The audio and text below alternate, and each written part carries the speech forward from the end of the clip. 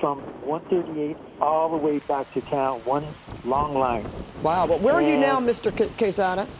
I'm in Palmdale. Wow. I got out because when I got there, they wouldn't let me to my street, which is on the west side of town, the second to the last street. So I went the back way, knowing I could walk across the ravine to get to my street. When I did that, the fireman swarmed me and said, "You got to go." And at that time, I looked up. The fire was on the ridge across the street, and the winds were really swirling. And they said, "You got to go now." And I ran back to my car, got him in the car, and headed back. But I want to praise those firemen. They were all over the place and making sure the homes were protected as well as possible. My neighbor sent me a link. There was a fire at the bottom of the hill on Highway 2 at Flume, which is one street over, and that was all on fire. And Mr. Quesada, do you know whether your home is okay at this time? Yes, I'm at home. I have my security cameras on. I'm checking them periodically, and I see no action. I see no fire trucks in front of my house that tells me there's no fire around my house So at this point. So that's good news. That means the utilities are up, at least the Wi-Fi is working, and you can see your cameras are showing you that the area around your house, at least for now, is safe, right? Yes, hopefully it stays that way. I've been to two fires, and that's the side of town, and they knocked them out so quick. So I have great praise for our firefighters who protect our homes. You can't save everybody, but this is the worst. I've been there for 12 years. This is the worst. I've ever seen. How dark and red. It just... We're sorry that you have to watch this, Mr. Quesada, but at least thank goodness that your home is okay. What about your neighbors? Can you see their homes around you? Is it the area where you are that's been relatively safe? Yes. What I saw, the only flames I saw was on the hillside next to the homes at the last street, and that was it. And the firefighters were looking north at the peak, seeing if the flames were coming over. So that's when they told me, "You got to get out of here. You can't go to your house. You got to go." So the drive there was for naught, but I'm glad I got to see the street intact for now, and they're doing what they do. The Absolutely. Are up there. Everybody's up there. They got to the town buttoned down. We were one of the last people to leave, but that line out of that town was long, all the way from 130 all into town. One line. I think you said, are you with your girlfriend? Yes. Well, that's good. Yes. All right. So Mr. Quesada, then the good thing here is that your home is still intact. You got out and you are with somebody that you care about. So you guys are together. Wondering. Absolutely. Okay. We just want to count those little blessings when we can get them. So just wanted to point that out to you. Was there any way that you could get something that you really needed? And I'm thinking in terms of medicine or really important papers. Was that something that was very important to you or not? Well, the few things I wanted to get, I have reel-to-reel tapes of my music from my entire life. So I wanted to get those tapes out of there. I wasn't able to do that. And my almost new Can-Am motorcycle is in the garage. I was trying to get that out, too. But it's still there. So hopefully we'll be okay. Indeed. Well, keep us posted, Mr. Quesada. You got it. And God bless our firefighters. Absolutely. Indeed. Thank you. Thank you very much. Well, critical fire weather is with us at least through tomorrow. And KCAL meteorologist Evelyn Taft has our next weather forecast. Ev, when we left here last night, didn't expect that this was going to happen today. Nope, absolutely not. I mean, we are really, none of us, even in the last few hours, we've seen these changes. And here we are in Lake Elsinore, right? And we are getting a look at the current conditions. And as we do, you'll see 83 degrees along the fire line. So it's still really warm. And remember, we are tracking 3 fires at the moment, but we are taking a look at the latest conditions in Lake Elsinore, where wind is calm and humidity is at 33%. So, of course, with evacuations happening, smoke continues to be a concern, along with fire and people leaving the area. For example, we were just talking about residents in Wrightwood. Well, I personally know a friend who just left Wrightwood, went to Palm Springs to try to get away, of course, and vacate and evacuate. And they're dealing with smoke in the Coachella Valley, and pretty bad smoke. So really, anywhere you go in Southern California, we're looking at really tough conditions, even if you're not along the immediate fire line. Let's take a closer look at what's happening right here, and you will see wind is mostly calm, and it's slated to stay calm throughout the night for the most part. Wrightwood, we are seeing wind gusts, which is not good, of course, because that is really where we want to see calm conditions wind-wise. And right now we're at 19 miles per hour. I'm going to step off and show you relative humidity right now. We're in the single digits in Malibu. Of course, no fire to speak of, and we want to keep it that way, but we don't want single-digit relative humidity. We do want relative humidity to be in the double digits, and generally speaking, that is the case tonight. We're at 36% for Big Bear, and as we head to the IE, you're going to see we're mostly in the 20 to 30% range. Air quality continues to be a big concern for all of us through the San Gabriel Valley, the LA County mountains right there, Orange County, and all of the IE, predominantly through Riverside County, also through San Bernardino County, the Coachella Valley. We're looking at very poor air quality, and that air quality alert has now been extended through tomorrow night. So that wildfire smoke is continuing to increase air pollution, at least through then. So certainly be careful if you plan to be outside. As we take a look at your futurecast right here, you will see the heaviest smoke starting to come through the IE and continuing. This has been the case the last couple of hours, and it will continue to be the case as we head into the next couple of hours. You'll see the worst of the smoke through the Inland Empire and through our Santa Ana mountain and foothill communities as well. Let's take a closer look at that red flag warning. Yes, it remains in effect for the LA County mountains, but pretty much critical fire weather really stays with us through tomorrow night. Wind speeds calm with the exception of the high desert. We're keeping our eyes on the high desert, where we are looking at windy conditions for the next couple of days.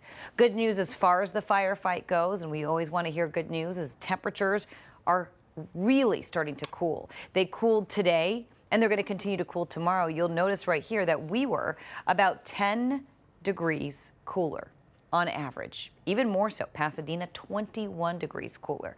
This is really now compared to this time last night.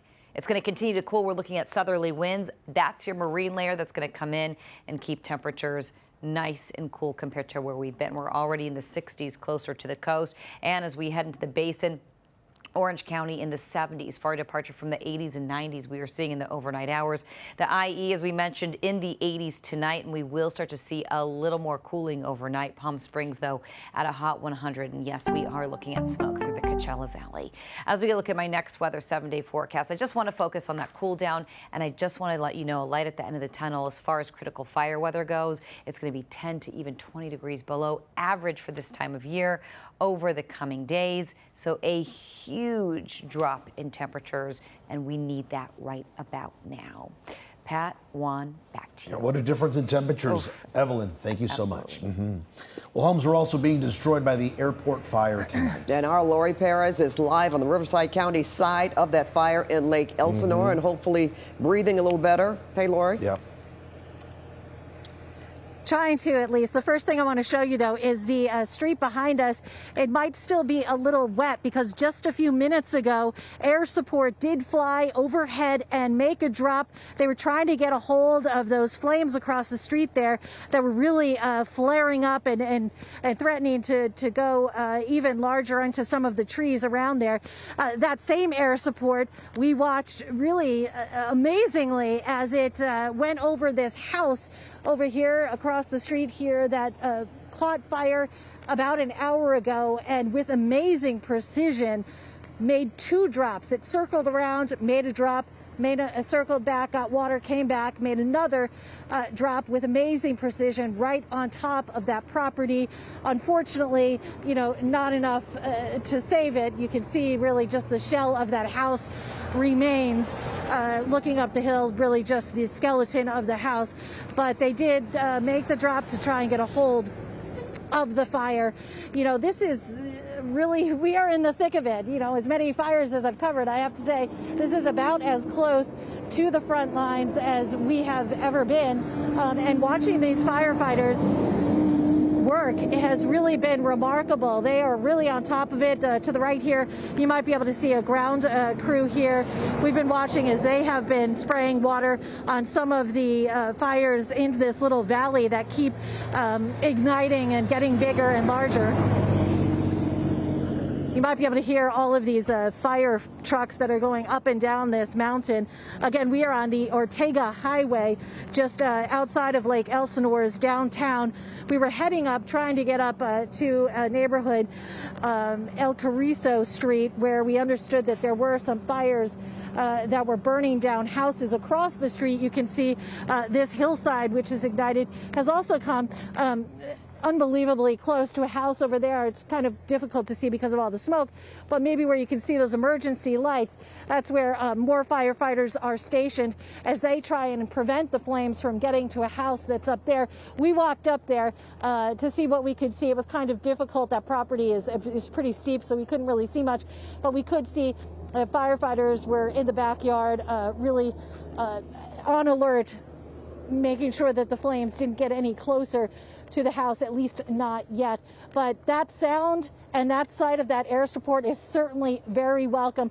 This fire, again, this morning was about 8,000 acres, and by tonight, last check, which I'm sure it has grown since then, but last check it was 19,000 acres, more than 19,000 acres, 500 plus firefighters, 110 fire engines all assigned to this, and they probably likely need more because there are fires everywhere we look around here, and it's just so expansive and growing so quickly that they really need all the help that they can get. And it has been remarkable, I will say again, to really see them this close, to see what they are trying to do to get control and to keep it. We can understand why there are so many evacuations, because even in the time that we have been here, we've seen how unpredictable and fickle this fire has been. You know, we got here, there was no fire over here. Now that's totally engulfed, including that house. We got here, there was a little fire over here, not much. Now this is totally engulfed. I mean, this is what these guys are going to have to deal with. It's what they have been dealing with since yesterday. Orange County lawmakers did declare a state of emergency. We understand now the governor is also declaring a state of emergency, which will, of course, open up other tools, financial and other support, as they continue to try and battle this blaze. Guys, back to you. Indeed, the firefight continues, resources are strained, and hopefully more help is on the way. Thank you, Lori. All right, here's another live look at the airport fire, this time from the Orange County side. And we do have a crew live on the ground in the Robinson Ranch neighborhood of Rancho Santa Margarita, and you can see some flames burning on a hillside above those homes. I remember talking about this area yesterday when we were on the air, Juan and Mike, and there were mandatory evacuations in place. Obviously, people have still left, let's hope so, because even just looking at those flames, they still look relatively close. Looks like they're far away right now, but that could change at any moment. And we were witnessing this yesterday. As we saw it in Lori's report there, very quick, a lot of changes. Side. Yeah. Yeah, Right. and just that glow over the hillside has got to be concerning for homeowners, and For sure. over the course of 2 counties, which is kind of crazy as well. Yeah. And I was just looking at that shot. I wonder if they have power in the area, because I didn't see many lights No on in lights that on. home. Yeah, that's a very good possibility too. We'll have to check with Southern California Edison. And you guys were also talking about the bridge fire, which is burning in the Angeles National Forest. And I want to show you some new video here from my computer. We'll go to that really quick if we can. This is from the Mountain High Ski Resort. This is one of their cameras. This is a chairlift right here. And I want to show you this camera. All of their cameras, by the way, are now offline. But you can see the intense flames burning right up against the chairlift there. I noticed in one of the other videos that we were looking at as well, Mountain High in the winter, right? If it's cold enough, they can make snow, right? And that is done by pumping water through these very big pumps. Look at the flames on the right side of the screen. They're just really crazy. They had those on. Obviously, they're not trying to make snow, but they're trying to do what they can to try to protect their equipment themselves from the flames. But look at that flames just ripping through. And again, since you've been talking, the flames have gotten even bigger. That's what's been remarkable. And I had to check on these cameras to make sure it wasn't a time lapse. Because some of the other cameras are time lapse. This is not a time lapse camera. These are just the intensity and the speed of these flames that are just absolutely, look at that, incredible. And how tall the flame lengths are. Oh my, it's like they're creating their own fire, which we know can happen. Right, fire weather, absolutely. I mean, just the sheer force of it. And, look, as much as, the Mountain High is trying, and God bless them for doing it, the snowmakers, unfortunately, are not going to be able to stop this. This is what they've been worried about. And again, as I mentioned, they've got a number of cameras there at Mountain High that are all offline. And we talk about the Wrightwood community. That is a community that relies on businesses like this. This is a tourist destination. The ski resort, in particular, is probably their largest tourist destination. Moneymaker. And not only for them, but for the Airbnbs, the small hotels, the restaurants, everything like that, that relies so heavily on them. Now, I also had a chance to speak with, in the 7 o'clock hour, I called a business up there, a hotel. Just kind of looked at the map, picked one and called it. And she said, look, they've been evacuated. They got out actually before the evacuation warnings came in because they saw kind of the writing on the wall here. I want you to take a listen to what she had to say about the community of Wrightwood and about what this is going to mean for them. I am in the hospitality, and vacation rental industry. It's extremely heartbreaking because the reason I started the business was to share this town with other people. Yeah. Oh. So yeah, it's very heartbreaking. Yeah, you can hear it in her voice there. She got out safely, thankfully. Yes. And like we heard from that other gentleman, she was watching kind of what was going down on her security cameras at her properties. At the time that we had talked to her in the 7 o'clock hour, those things were okay. But you look at some of these pictures. This is also a new video into the newsroom here of the fire burning in Wrightwood and what firefighters are up against over there. And it's very devastating, especially for a community like that. And the impact it's going to have on the upcoming snow season, right? Because you have, if the chairlifts are down, if the trees are burned, the beauty of being up there is it's such a seeing the quaint, snow fall. Beautiful on the community. trees. And I hate to be Debbie Downer, but you know what we've been talking about even before these fires started? Insurance, for goodness sakes, and how insurance rates have gone up incredibly. And looking at something like this, if you own a home or business, you've got to feel, oh, come on now, I've got to catch a break. Well, and you talk about the long-lasting, impacts of this too. This winter we're going to be talking about mudslides. We're going to be talking about the potential, the damage that rainfall is going to do to that community. It's just something when burn scars. Yeah, when you have images like this, this is, years, if not longer, that these guys are going to be having to deal with this. Ken, let's refresh our viewers' minds right now, and even ours, in terms of it's been difficult with air power because of how blinding this smoke is. Yeah, look, SkyCal is certainly not a firefighting helicopter, but I tried to get him around here to the Mountain High, to the Wrightwood, to the Pinion area, and we couldn't do it. The smoke was just too intense. We've seen that down in Lake Elsinore as well, where Lori was. Even the night dropping helicopters, those are done using night vision goggles. Right. But they can't see through smoke. Still too dangerous. Yeah. Right. The smoke. We're thankful that there is no wind, right? But or not a lot of wind, but that lack of wind is also keeping the smoke in place and making it harder for those firefighting helicopters to really kind of do what they need to do. And then we talk about at nighttime, there is no, aircraft, fixed-wing aircraft that are able to be up there because of the danger at night. So it's a real tough situation, all topography driven until you get into these valleys where you have the communities like Wrightwood. And hopefully, we have to bear it overnight. Yep.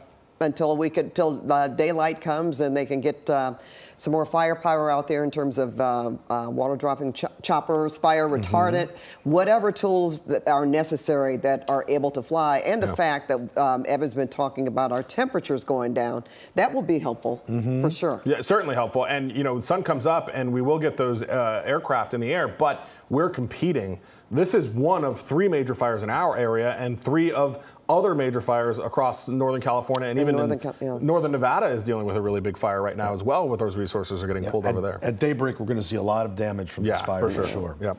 Okay, guys. Well, let's move on here to the San Bernardino Mountains, where homes are burning in Running Springs tonight, and the western half of Big Bear Lake is evacuating. Let's get a KCAL News reporter Nicole Comstock live in Running Springs with the latest. Nicole. You guys, the line fire has been burning now for 6 days, and fire crews have been out here that entire time dealing with extreme heat out here, over 100 degrees on some days, and super dry conditions. Look at how dry the grass is here. This is just a little bit of the brush that we're dealing with.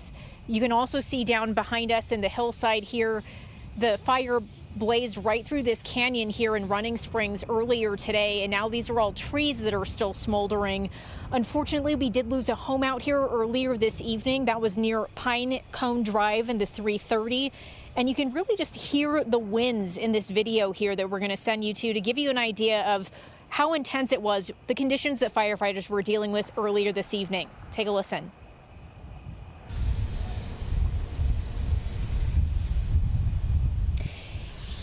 And firefighters did make a stand in this neighborhood, but unfortunately, they couldn't save that home there from burning. The line fire started Thursday in Highland.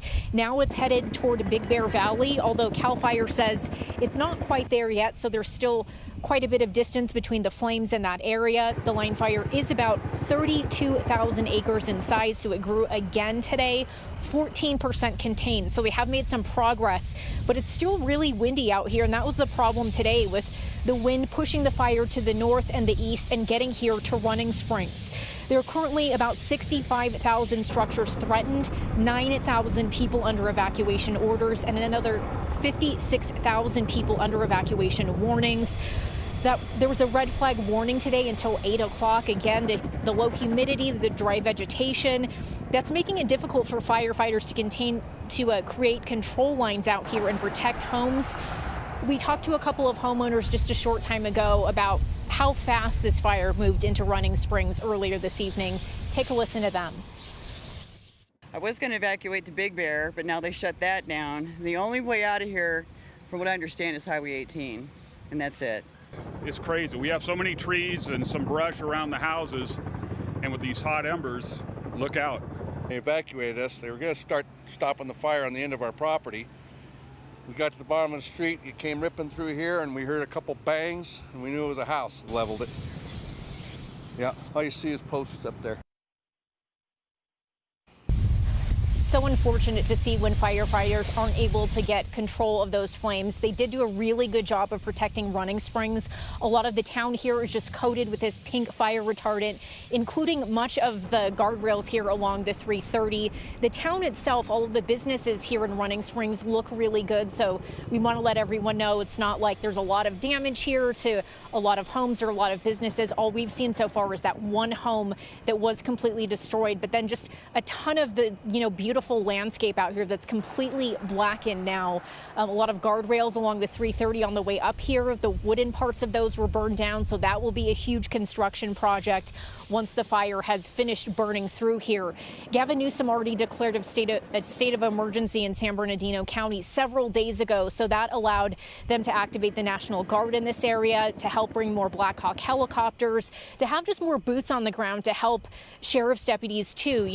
Small mountain towns like this, they don't like evacuating to begin with, especially not when they're worried about their homes being safe. They're always kind of worried about looting or anyone coming to look around in their neighborhood. The sheriff's department says people don't have to worry about that. They even have undercover units out here making sure that none of that takes place. And they say if it does, people will be arrested and prosecuted accordingly. Another, sad note, another piece of destruction we've seen out here. Posts online from people who are closely connected to the oldest continuous serving fire lookout in the San Bernardino National Forest, which is the Keller Peak Fire Lookout. That was destroyed in the flames too today when they, made that northeastern push and made their way into Running Springs. Some of the resources from this fire, we had a lot more aerial resources earlier today. Some of them have been sent over to the bridge fire just west of us here. For tonight, the ground crews will really be monitoring the flames out here and continuing to build containment lines, continuing to defend any homes. And again, they say that the fire is making its way into the area, making its way toward Big Bear Valley. So lots of people there in a portion of Big Bear Valley are now also under evacuation orders. People there, if you've been told to go, fire officials say you should definitely leave now, because if you've learned anything from what happened out here today, these winds are really erratic when they pick up, and they're uncertain, where the fire is going to go next. So if they're telling you it's coming into your neighborhood, it's best to just leave now when it's still safe to do so. We'll send it back to you in the studio. Some good advice there, Nicole. Thank you. Well, critical fire weather will be with us at least through tomorrow. And here's KCAL meteorologist Evelyn Taft with our next weather forecast. I can't wait to see those numbers. They look better. They're going to look a lot better, Pat and Juan. Temperatures are cooling drastically as we head to tomorrow, and that is great news as far as the firefight is concerned, even though we're still looking at critical fire conditions and red flag warnings in effect through tomorrow. So we don't want to let our guards down. And of course, we're still contending with 3 fires burning through Southern California. And again, conditions will get better, so that will certainly help in the firefight. Right now, we're looking at 19-mile-per-hour wind gusts for Wrightwood. That is really the only spot. Looking at gusts, of course, Wrightwood, we don't want to see that wind right now, but it will get calmer overnight. No other gusts to speak of. Of course, it's a different story on the fire lines where we've been talking about fire creating its own forecast, and it does because we have updraft winds, downdraft winds, and when that happens, we start to get a little bit of rotation, and that creates its own fire weather right there. So sometimes when you look at a fire line, you will see it does look windy, and you start to see that rotation up above the ridge tops. So at the moment, again, lower elevations anywhere around the fire, it is calm, and it is slated to stay calm at this point. Relative humidity, a big piece of the pie, because of course we want to see relative humidity in the double digits. We don't want to see single digits, and we certainly don't want to see teens. So we're mostly out of double digits, teens and single digits. We are in the double digits tonight, and we will see recoveries continue overnight as southerly winds move in, and we're going to see a little more moisture in the air. These are your marine, sort of that marine influence that comes in. That's going to make us cooler, and that's going to bring a little more moisture into the forecast as well. So it'll help relative humidity, and it will cool temperatures down. We do have that air quality alert that's remaining in effect through tomorrow night. It could get extended as these fires continue to burn. We are looking at pretty bad air quality through parts of Orange County. Not all of Orange County, but parts at the moment. We're looking at bad air quality through our Santa Ana Mountain and Foothill communities, also through parts of the IE and the San Gabriel Valley. And as winds continue to shift and smoke continues to move, we could see spots get worse or get better depending on the winds, where the winds are. As we get a look at your future cast, you will see right here, we're looking at some of that thick smoke, and the thickest smoke is still sitting through the IE and will continue to. This has been the last couple of hours. Now, as we continue into the next couple of hours, it will continue to trend in the IE. Red, yep, that means thick smoke, and that's what we're going to continue to contend with through tomorrow. Red also means red flag warning, which is just critical fire danger. It's hot, dry, and yes, breezy. Thankfully, we're not looking at widespread wind advisories, but we do have some going up tomorrow, lasting through Thursday for the South Coast. That's over Santa Barbara County, and for the high desert as well. So we will continue to track the wind. We're tracking cooler temperatures, already much cooler tonight compared to this time last night. 16 degrees cooler, Burbank, Pasadena, 20. So you're really noticing temperatures cooler for the most part, with the exception of Big Bear, where we are slightly warmer tonight compared to this time last night. Temperatures all across town in the 60s and 70s. Again, this is just so much cooler than where we've been, and this is great news as far as the firefight is concerned. So we will continue to stay positive as we move into the overnight hours and tomorrow.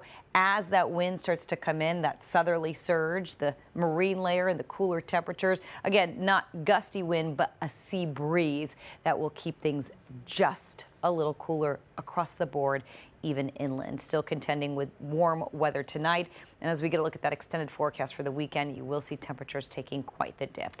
More, of course, on that extended forecast, and we're going to continue to keep our eyes peeled on the fire lines.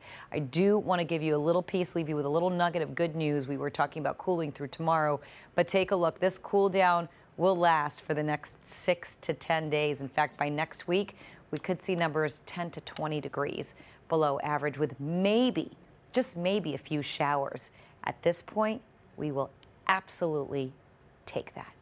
Pat, Juan, back to you. You said it. Evelyn, thank you.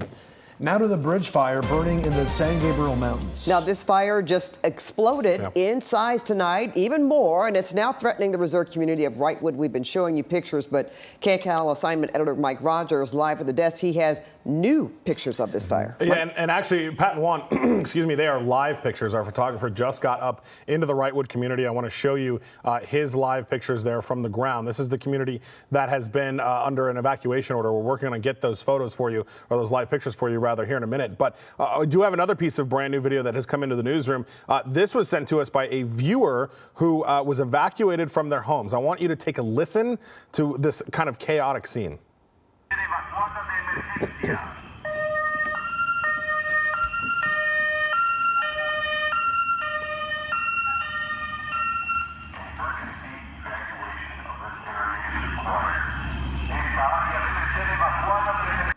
You can hear the messaging going on in that video. This is what, you remember our Nicole Comstock had talked about this. They equipped those patrol cars with those kind of specialized sirens. And you can hear absolutely how loud that is, especially in a canyon. And it's just, I got to point out, this is about 4 in the afternoon and how eerie everything looks. Yeah, you guys are right. It's dark. It's just so smoky. That's been like the real kind of common theme here. We've got some other video that we can show you that's coming to the newsroom tonight, and unfortunately, it does show those homes that have burned down. Unfortunately, lots of structures in this kind of situation here in the Wrightwood area. We, of course, as we've been talking about, we'll have to kind of wait until tomorrow, where we can get daylight hours, kind of get a better grasp on exactly how much damage was done. But look at that, just this inferno coming out of those buildings and those homes there as they deal with all of this. And of course, we talked about the ski resort of Wrightwood Mountain High that appears to have some damage as well that we looked at from their cameras too. So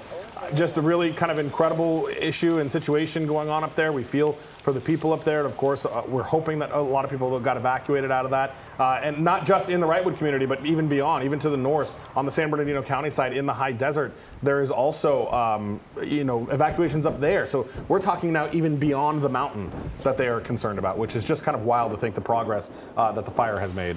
There's no question about that. And Mike, just have to say, if you've never, I'm glad we have that video. Yeah. If you've never heard that yourself, it is really something to hear those sirens go through your neighborhood and be on the loudspeaker telling you to evacuate immediately.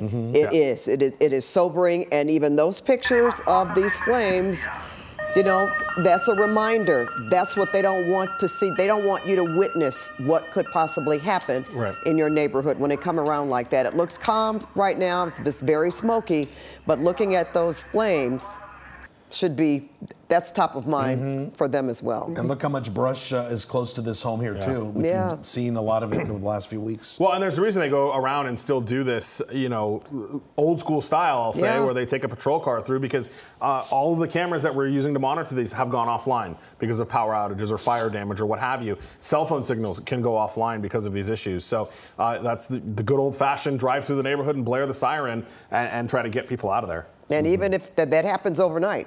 Witness to that. If you wake up and hear something like that, well, that's letting you know, okay, it's Maybe time to go. And hopefully everyone has kind of already, heeded the warning and gotten out of there, and hopefully there's no surprises in the overnight hours. Yeah, we do hope that. Yeah. As we talk to Evelyn more and more and hear about the temperatures going down, the marine layer, all that, and we hope that happens. Okay, we want to show you what we've been talking about on our map here. We have 3 major fires burning in our area. That bridge fire in the San Gabriel Mountains above Glendora. We've been talking about it just growing to 34,000 acres tonight, and it has burned all the way to Wrightwood, as you saw pictures there. We're also watching the line fire that's above Highland in the San Bernardino Mountains. And they have evacuations in order tonight in the city of Big Bear Lake. And the airport fire, which began in Trabuco Canyon in Orange County, has now burned across the tops of the Santa Ana Mountains, and it is burning homes in the Lake Elsinore area as we speak in Riverside County. Right, Mike? Yeah, homes, and it also, as it came through the Cleveland National Forest, also chewed up a California Conservation Corps area as well, which just this whole thing has just been so surprising to see the amount of progress that the fire has made. Just yesterday, this fire started in the 1 o'clock hour. It has already chewed through a significant portion of the Cleveland National Forest as it pushes through now to the Riverside County side. And I can tell you around 2 o'clock this afternoon, 2 or 3 o'clock this afternoon is when we heard about the structure burning of the California Conservation Corps, which is in the middle of the forest there. And then it continued on, and around 5 o'clock, we had already heard that it was burning homes in the Lake Elsinore area, which is so far from where this fire started, which is what is kind of one of the most shocking things about this, of just the sheer progress that these fires are able to make. Not only that fire that we're talking about in the airport fire in Trabuco Canyon, the Glendora over the bridge fire, that has just chewed through a significant amount of area, 30,000 plus acres for both the bridge fire and the line fire, and then the airport fire, of course, chewing through a significant amount. And I want to point out on the left there, you see those flames kind of shooting around. That is from the Lake Elsinore side of the airport fire, where it appeared maybe propane tanks were going up, gas main lines going up as well. So a lot of kind of significant issues for firefighters to deal with. Not only are they trying to get people out of there, which we had heard that there were people that were unable to evacuate themselves that needed that help, but then additionally to have to deal with these kind of hazards that they're dealing with as well. As we wrap up our 9 o'clock hour, I want to give it over to Susie Suh, Chauncey Glover joining us here for KCAL News at 10 o'clock now. All right, thank you, Mike. Good evening, everyone. I'm Susie Suh alongside Chauncey Glover, Mike Rogers on the desk, and Desmond Shaw in SkyCal tonight. We have been covering these 3 major wildfires burning in Southern California all day here on KCAL, and it has been a night of rapid fire growth, uncontrolled and dense flames in LA, Orange, and San Bernardino counties. Crews stretched thin, fighting 3 massive fires all at once. And another night of intense fires here raging all across counties here in Southern California. The airport fire spreading from Trabuco Canyon in Orange County now to Lake Elsinore. The line fire in San Bernardino County threatening Big Bear Lake tonight. We do have live team coverage for you. Let's get right to assignment editor Mike Rogers following the bridge fire in the San Gabriel Mountains. Mike. Susie and Chauncey, just the sheer growth of that fire has really kind of been exceptional. I want to start, if we can, with live pictures. We just got a photographer up in that area who is kind of providing these live pictures, and look at that. You can actually see that fire burning. This is right off of the highway that goes through the town there, the Angeles National Forest, or Angeles Crest Highway, I should say, that goes through town there. And that's what they've been dealing with, and that's what's unfortunately kind of put us in this predicament that we're in right now with these fires. And there you go, more live pictures here, as it appears it might be a structure or an outbuilding of some sort that is burning there, and that is not the first time we've seen that. We've seen those homes burning as well. And what we've also seen, if we can come to my computer really quick, is this dramatic video from the ski resort. Look at that wall of flames that is just chewing through the ski resort there. That is obviously a chairlift in the center of the screen. Susie and Chauncey, I was noticing earlier when I was looking at these videos, the resort tried to turn on their snowmaking machines. Obviously, it's too hot to make snow, but it does it by shooting water into the air. And I saw that in some of their videos that they were trying to deal with that. We also talked with a Wrightwood resident. It's important to point out Wrightwood is a tourism town. It's a tourism economy based largely on this ski resort. So the long-lasting impacts will be here for sure in this situation. And we talked to her about kind of what this means for this town.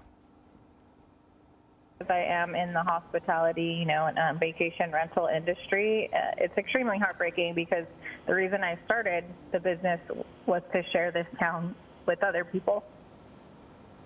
Yeah. So yeah, it's very heartbreaking.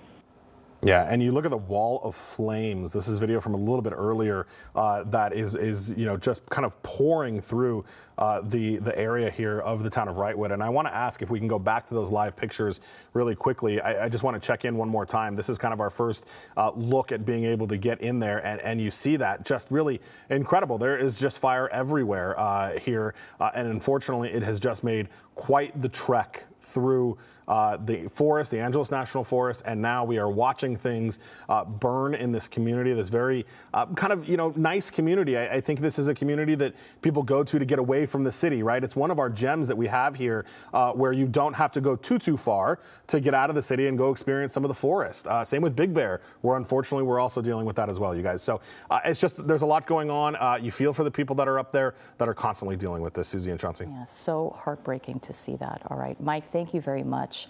Well, homes also going up in flames in the airport fire. Our Lori Perez live tonight in the Riverside County side of the fire in Lake Elsinore. Lori. Yes, we moved further up highway, the Ortega Highway, because we wanted to see what else we could see. If for locals or anyone who's familiar with the area, we're at the Lookout Roadhouse, and what a vista it has tonight. Take a look at the mountainside behind me, all of it just on fire. Anyone down below has to be looking up just in sheer amazement at the number of fires and the extent of the fire here in the mountains. And we came up this way because we wanted to head up towards El Carrizo Road, which is a neighborhood where we understand homes were burning earlier today. And I'll tell you, we did get up there, and I feel like I got punched in the stomach. We are going to go back there to get some video for you to show you what remains.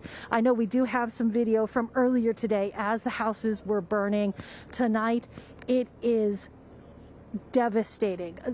Just shells of houses, one after the other throughout the entire neighborhood. We were having some trouble with cell service, so we had to come back down to do this live shot for you, and found this unbelievable sight where we are as well.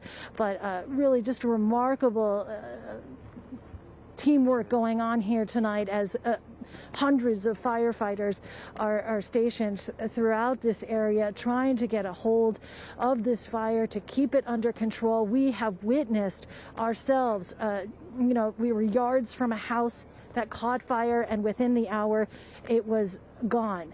We witnessed as fires popped up where there was no fire when we first arrived. We witnessed as, hillsides that were completely calm and not on fire tonight are completely burned. I mean, this has really been in the thick of it. We have been able to get a remarkable viewpoint, really as close to the front lines as I have ever been, watching these firefighters tackle what is more than 19,000 acres now, this airport fire. It, of course, started on Monday.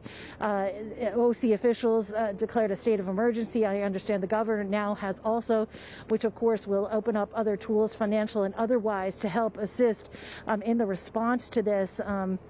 When we first arrived, one of the things was the smoke was so dense and thick that we really did not see any air support. In the last hour, we have seen that begin again. We've watched some remarkable precision by the pilots of those planes, really pinpointing hot spots and dropping the water right on top of it. I mean, it's just unbelievable and really interesting to see from so close up. And again, then just all these firefighters trying to keep the flames from jumping the Ortega Highway again, though they already did that earlier today. They have a lot to do tonight, and we really give it to them for everything that they are trying to do. Again, there are evacuations throughout Lake Elsinore. We certainly understand why that is, because this fire right before our own eyes has been growing so exponentially. A lot more work to do through tonight, and certainly probably for days to come. Guys, back to you. Lori, you were mentioning El Carrizo Road since the 8 o'clock hour, that many homes were burned along that road. Now, you showed us at least 2 homes that were burning during your live shots tonight. Unfortunately, we saw that happening. Yeah. Were those homes along El Carrizo as well? They were not. So that was that spot where we were was a little bit further down, maybe about 3/4 of a mile or a mile from El Carrizo. And those homes were kind of isolated. It was actually just one home that caught fire, and the other home nearly caught fire. I mean, the flames were very, very close, but it had not yet caught fire. In fact, I can probably see it from here, but it's hard to tell.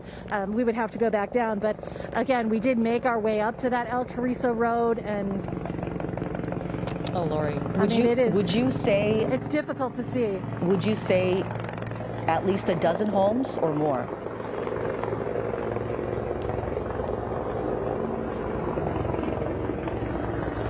I know Lori's maybe having some trouble hearing us because of the water dropping helicopters overhead.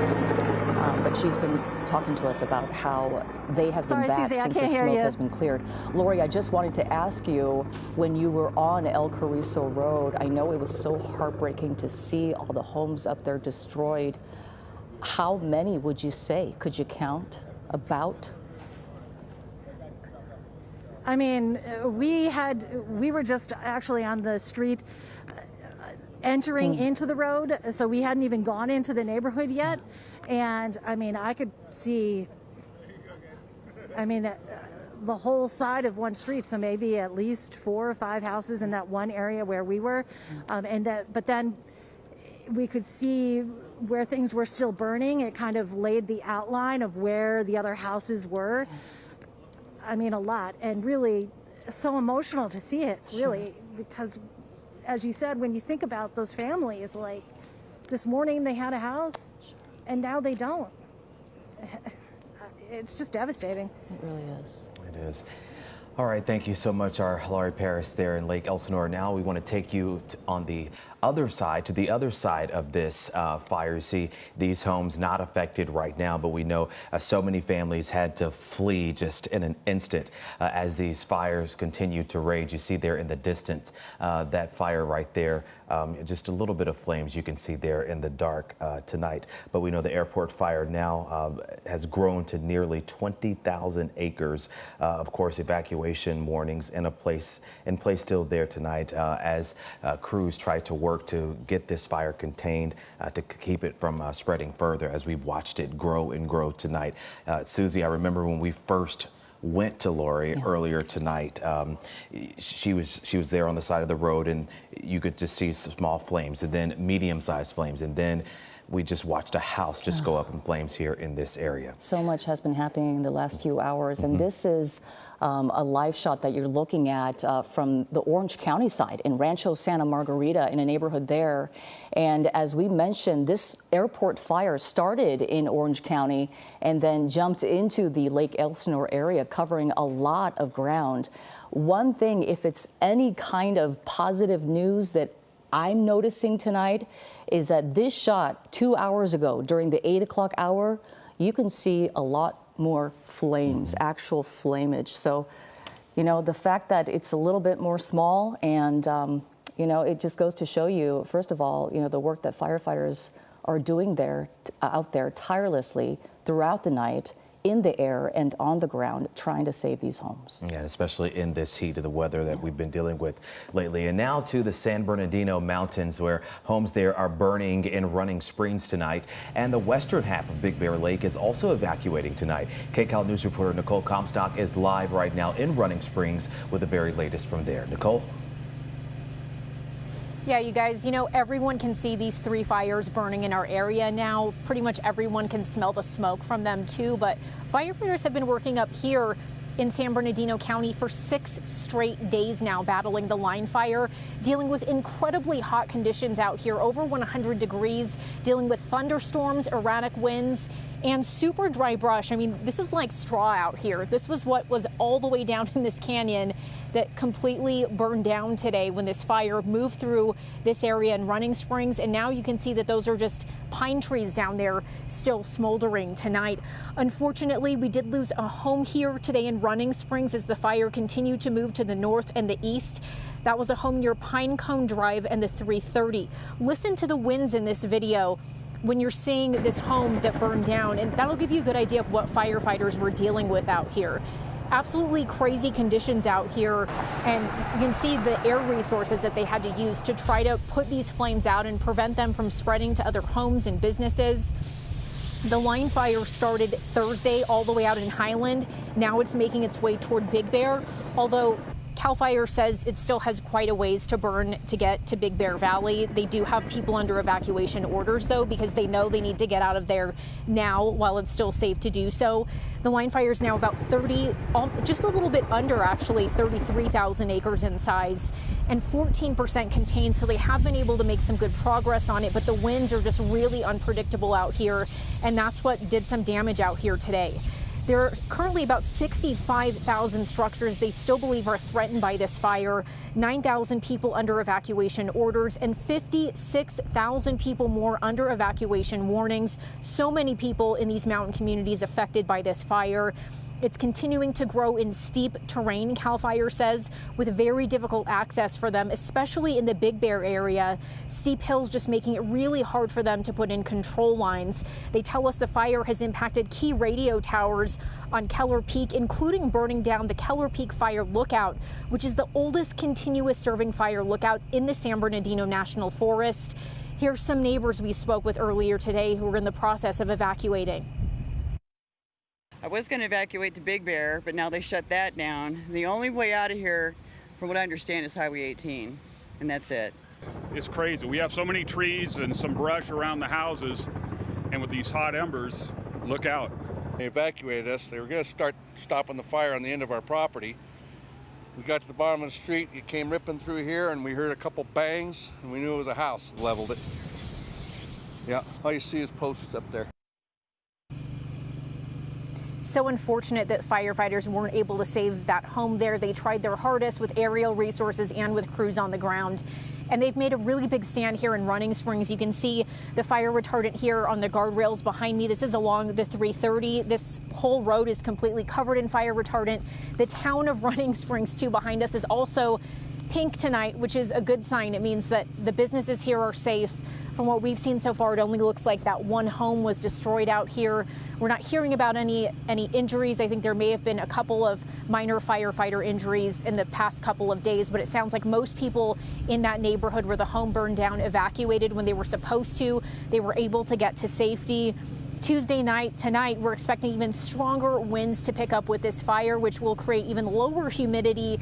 And unfortunately, they're expecting more fire spread tonight. The only good thing they have working in their favor is it's cooler up here in the mountains. It's about 65 degrees here right now, so it's actually really cool, and that's going to help firefighters get a little bit of relief as they're fighting this fire overnight. Governor Gavin Newsom already declared a state of emergency up here a couple of days ago, so the National Guard is already up here helping them with Black Hawk helicopters, just with more boots on the ground, too.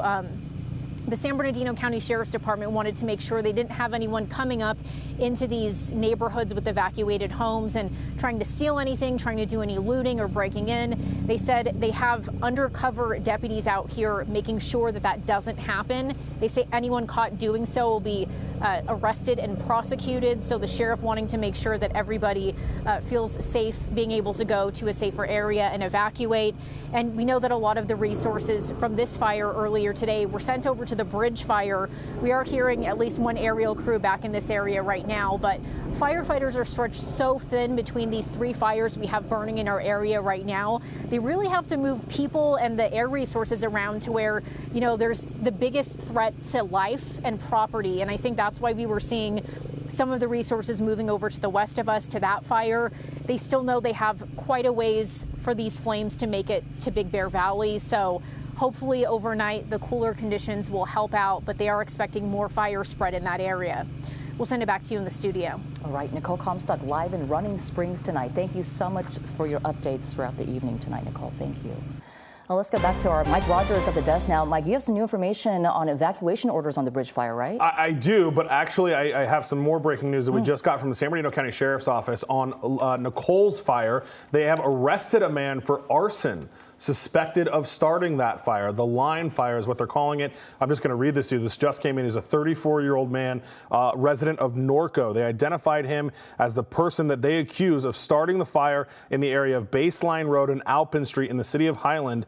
And as Nicole mentioned, back on September 5th, he was arrested today, located and arrested, being held at the Central Detention Center on arson in lieu of $80,000 bail that they worked with CAL FIRE investigators. And again, this just came into the newsroom, San Bernardino County Sheriff's Department making an arrest, accusing somebody of arson and starting the line fire, that fire that we've been telling you is now devastating that community where Nicole is. So I just wanted to make sure I got you that information. I also want to go now to what we were talking about, the bridge fire. I want to show you some live pictures there from the bridge fire where we are unfortunately seeing structures burn. This is live pictures again, now 30,000 plus acres. These live pictures are coming from the Wrightwood area. Our photographer, Joe Ruiz there. I want to point out a couple of things. First of all, the glow, what's on fire. Look in his shot at all the embers that are coming across the screen right there. You've been seeing it every time I look at his picture. And look, as he gets really close to that pile, whatever that is, I can't even really tell what that is burning. Look at all the embers that are coming off of that tree stump, it actually looks like. And that is exactly how these fires spread. You have those, they just get a bit of wind, move on to the next piece of dry brush, and just kind of bounce from place to place to place to place to place. Very interesting that tree stump is putting off a lot of fire and embers for just being a tree stump. But you see fire officials there, and again, these are live pictures.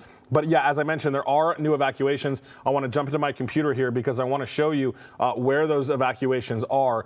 They are extended now, mandatory evacuations. What's crazy, again, to me that I've been saying, but north of the Angeles National Forest now we are seeing mandatory evacuations in the high deserts of the Antelope Valley and San Bernardino counties. So the mandatory evacuations have now extended all the way up to the 138 Highway 138 there north of the Angeles Forest. And then there are also new evacuation warnings on the home front side of this. This is in the San Gabriel Valley. We are now looking at evacuation warnings for the San Antonio Heights area. Upland has, excuse me, some evacuation warnings as well. So lots of areas now, even on the southern front of this fire, now under evacuations. And I think we've got some more live pictures that we can go back to. I've also, oh, you know what? Actually, no, I know what we want to show you. There's video that we got here from a resident that lives in the Wrightwood area of when they were evacuated around 4:30 this afternoon. And I want you to listen to how this is done and listen to kind of the chaos that this causes.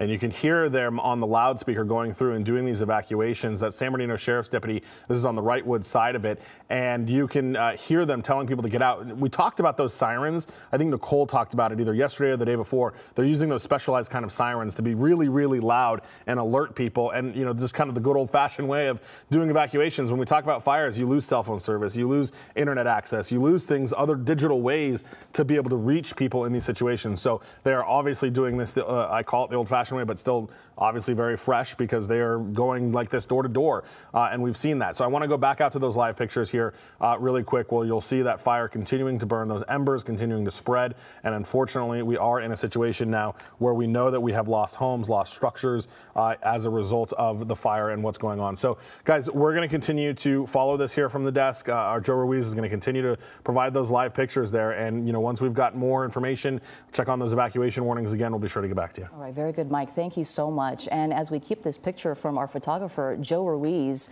you can see those embers that Mike was talking about just blowing around constantly. Wind gusts, a big factor for firefighters today, fighting all of these fires throughout Southern California.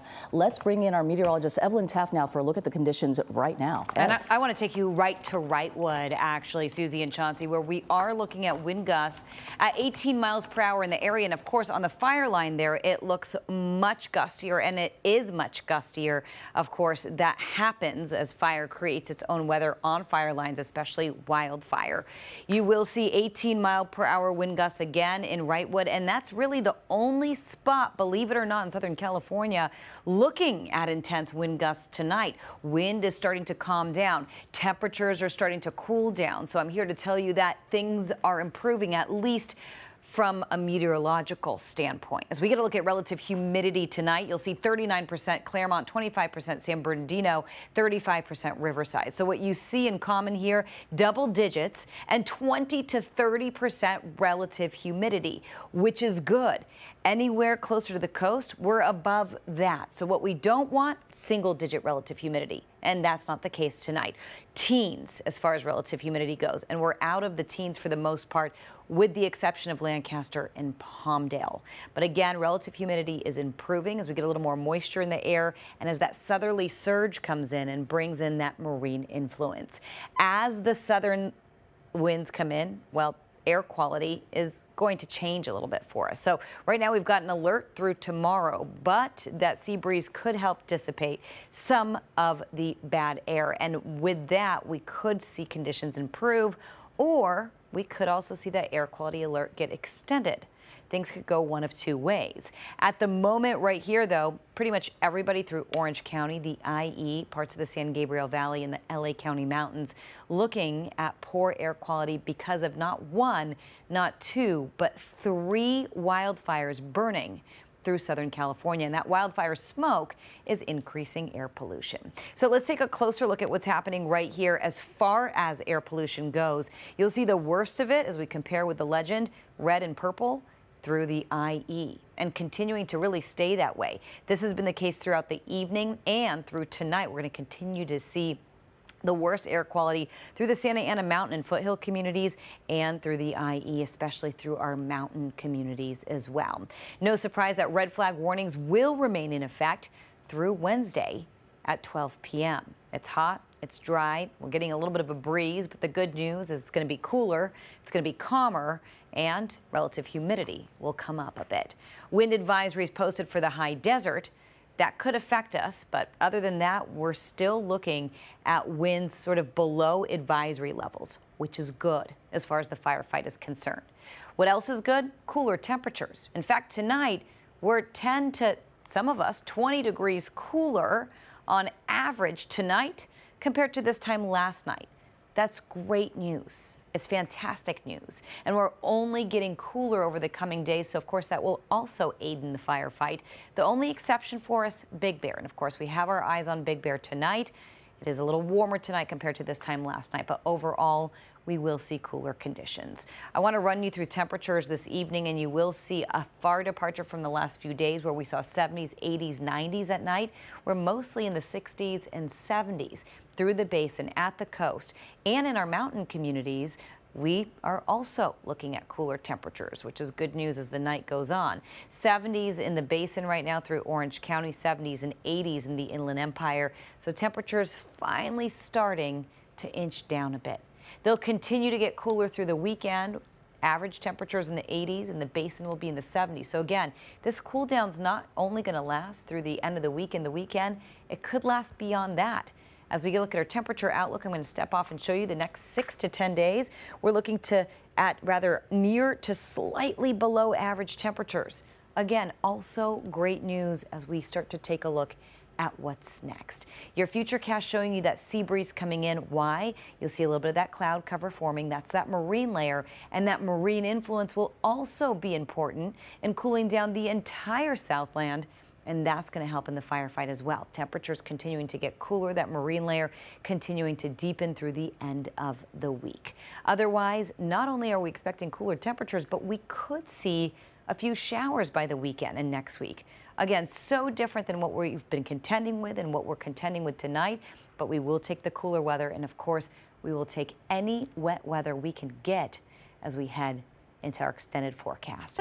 With that, I want to get a look at your next weather 7-day forecast for the basin in Orange County. So we're in the 80s tomorrow, getting down to the 70s. Everybody cooling across the board as we check in with the valleys, 90s, turning to the 80s, and then back up to the 90s by Sunday. As we check out the IE, very important here. We've been in the triple digits. We're, again, tracking fire conditions. We're at 90 tomorrow, so we're out of the triple digits, and eventually we'll be out of the 90s by Thursday, Friday, and Saturday, and we'll continue to cool a bit as we head into next week. For our desert communities, the mountains and the beaches were also a lot cooler. 70s at the coast, 70s in the mountains. Again, great news as far as the firefight is concerned, because temperatures will just be so much milder. We've been in the 90s in the mountains, which is well above average. We're going to be at average or even below average for the foreseeable future. The deserts out of the triple digits in the 90s and then down to the 80s. Remember, we do have wind advisories up in the Antelope Valley in the high desert, so keep that in mind as we move into the next couple of days. But everybody else below advisory levels wind-wise. Our Our biggest concern, of course, the firefight right now, and air quality. That smoke is continuing to travel into the IE, into the Coachella Valley as well, and it could intensify a little bit for us in Orange County tomorrow. We'll continue to track those air quality alerts and, of course, conditions on the fire line. But for now, I'll send it right back to you, Susie and Chelsea. All right, Evelyn, thank you so much. And now look at the 3 major fires burning in our area right now. The bridge fire in the San Gabriel Mountains above Glendora exploding to 34,000 acres tonight and has burned all the way to Wrightwood. We're also watching the line fire above Highland in the San Bernardino Mountains with evacuations ordered tonight in Big Bear Lake. And the airport fire, which began in Trabuco Canyon in Orange County, has now burned across the tops of the Santa Ana Mountains and also is burning homes in the Lake Elsinore area in Riverside County. Our Desmond Shaw is up in SkyCal tonight. He continues our fire watch right here, Yes. our coverage. Desmond, what's the very latest from where you are? Chauncey and Susie, we are taking the wide look here at the bridge fire. Whenever we have nightfall and we have fires that are burning up in the mountains, especially fires that have been burning for a long time and kicking up a lot of smoke, it really kind of limits what we can look at night. So we're giving you a wide shot of this fire, which really, as we now know, does not even give us the full picture of the extent of this fire. I'm going to put up our satellite overlay just to show you the steepest peaks here in LA County, Mount Baldy right back in there, and the fire burning very near the top of Mount Baldy Peak at around 11,000 peak, and then 11,000 feet, I should say. You know, when this fire broke out above the hills of Glendora, it could have just ended up being, well, dare I say, a run-of-the-mill fire, because we have had so many fires back off of San Gabriel Canyon, Glendora Mountain Road, Mount Baldy Road, and, you know, when firefighters aren't tied up with other blazes, they throw everything, including the kitchen sink, at it, and they're able to knock it down. In fact, just a couple of months ago, we were over a fire that broke out off of East Fork Road, east of San Gabriel Canyon Road, that looked really, really scary in the first couple of hours. It had the big typical plume that was shooting up 20,000 feet in the air. And then within 3 or 4 hours, firefighters were able to knock that down. That was not the case because I suspect they were so busy trying to corral the line fire, since that one had broken out late last week. And I believe the bridge fire was sometime on Sunday, and it was kind of a calculated decision, especially because the line fire at the time was very close to Highland, and this one was not terribly close to homes. And because they were so busy with the line fire, this one took off at a really alarming pace. I mean, it really, everything lined up in this fire's favor: the steep hillsides, the thick brush, the extremely hot temperatures that we had over the weekend. And now we're talking about a fire that has basically crossed the mountains and is burning on the backside of Baldy, and we're hearing about losses around Wrightwood, possibly at Mountain High Ski Resort as well. And that is the situation that firefighters are in right now with these 3 destructive blazes. And now that we're at nightfall again, this fire, it's an advantage fire. It's going to be able to spread unchecked because we can't have the air tankers in here at night. So I'm showing you some of the flames that are closest to homes right now on the south side here, kind of above the Glendora and Laverne area. They're still quite a ways away from the neighborhood, as you can see right there. But if there's any water drops taking place, I think this is where they're going to be taking place. We've seen a couple of them up on the south side of these mountains, and it would be pretty difficult for the water dropping helicopters on the other side of the mountains around Wrightwood because of the smoke situation. We tried to fly to that area before nightfall up around Pear Blossom Highway at 10,000 feet. We had smoke way above us and way below us. It was settling down into the lower elevations of the Pinion Hills, and we were never able to see the fire creeping into the Wrightwood community. So this is the area where they're going to focus and just make sure that it doesn't move into any of those neighborhoods. And then once we have sunup, we should begin to see the air tankers coming to the scene. But it's, you know, where are they going to go? They have 3 major blazes to fight. And in fact, you know, we can see the line fire here from some 50 miles away. Here it is in the distance, up in the foothills off of Highway 330, and that area that we now know is racing towards Big Bear. So this is probably the most desperate situation that I've seen Southern California firefighters in a very long time, with, you know, both the highest peak in LA County burning as well as in Orange County with the airport fire. It could end up being the situation with Mount San Gorgonio with the line fire. That's the highest peak in all of Southern California. So at least we're getting the weather starting to cooperate with firefighters, but it's just going to take so much more work to corral all of these fires, and a lot of horrible air quality, especially for the high desert. We saw that settling in earlier this afternoon in the Lake Elsinore area. We got stuck in that earlier when we were trying to look at that blaze. So just an impossible situation for our local firefighters trying to battle 3 major destructive blazes this week. Send it back to you now in the studio. All right, Des, and we've watched these flames just grow and grow and grow, and we're talking about in all 3 of these fires. Are you surprised as to how fast these fires were able to grow and even affecting communities that are not in the mountains? Yeah, so, when we were first on the line fire, I believe that was Friday night or Thursday or Friday night when that broke out, when it was about 100 acres and it was above Highland. And even then, I could kind of see how that was developing. We've got these hot temperatures, we've got very steep slopes, and all of these trees that the fire can kind of use like a ladder to just immediately race uphill. And I was, telling my friend who has a home up in the San Bernardino National Forest to pay attention, because even though this fire is still 20 or 30 miles away, it could end up being a very different story in a couple of days. And now here we are. This one that's really surprised me, though, is the bridge fire, because it really seems like in the last 24 hours, and that's the blaze that I'm looking at right now here as we're near the 210-605 interchange, taking a look at this from a distance. But this is the one that I think has shocked all of us today. Like I said, we've seen so many fires look so serious in the beginning in the San Gabriel Canyon area in front of Mount Baldy, but then they're able to get control of those very quickly, and they just were not able to do that because they were so spread thin with these 3 blazes burning. But even still, letting this fire burn, it is still shocking how quickly it spread, especially today, even without the aid of much wind, and even today with considerably lower temperatures. But the bridge fire has all of a sudden turned into a very, very scary and very destructive blaze, that's for sure. All right, Desmond Shaw, live in SkyCal tonight. Thank you so much for that vantage point. We're going to go back to Running Springs now with our Nicole Comstock. Now, the latest breaking news that we're getting about the line fire is that a 34-year-old man from Norco has been arrested for arson for possibly starting this fire. That person arrested at Baseline Road and Alpine Street today.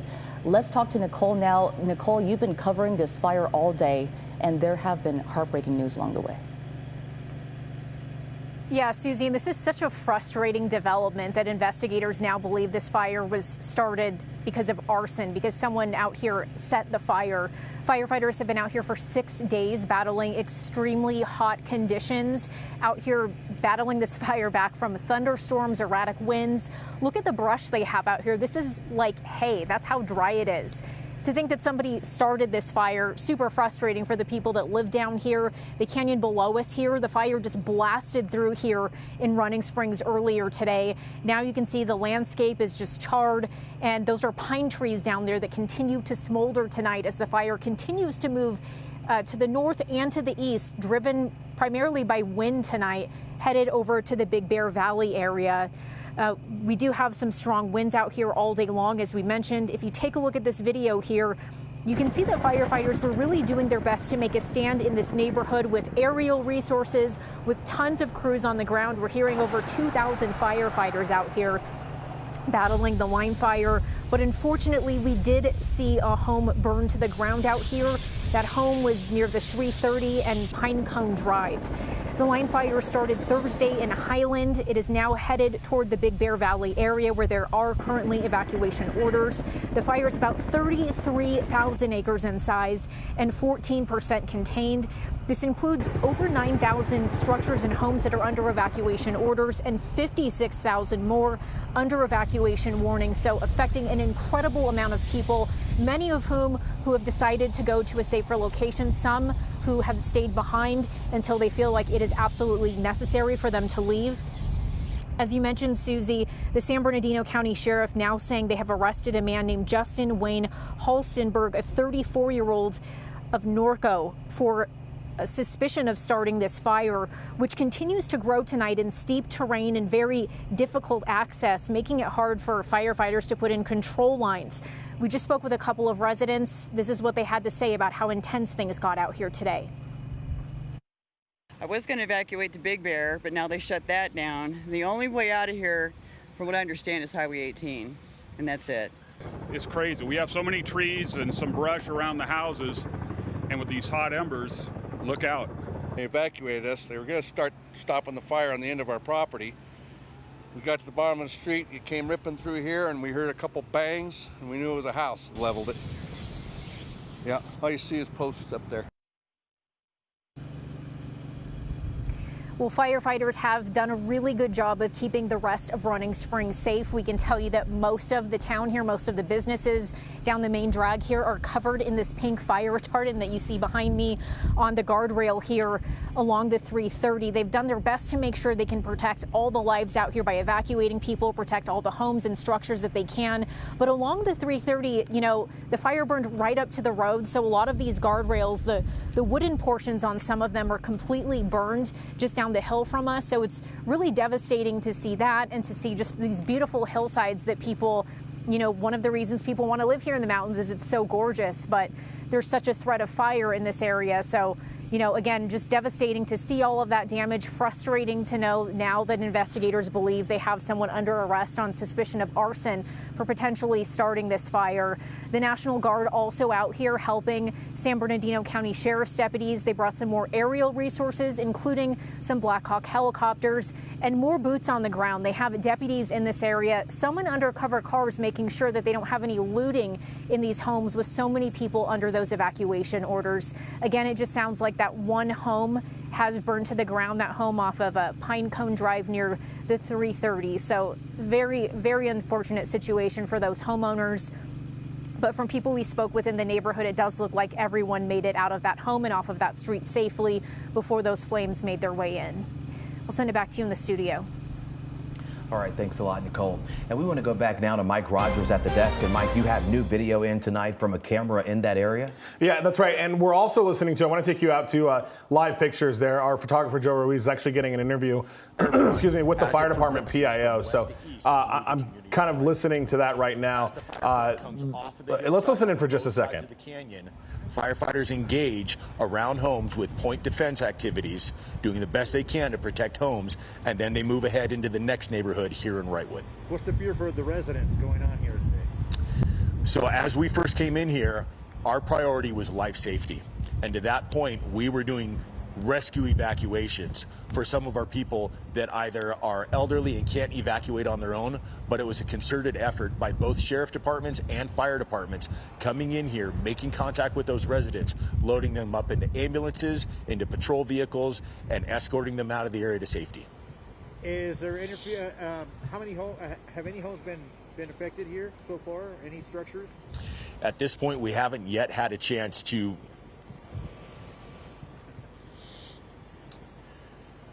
damage assessment is an important part of the incident.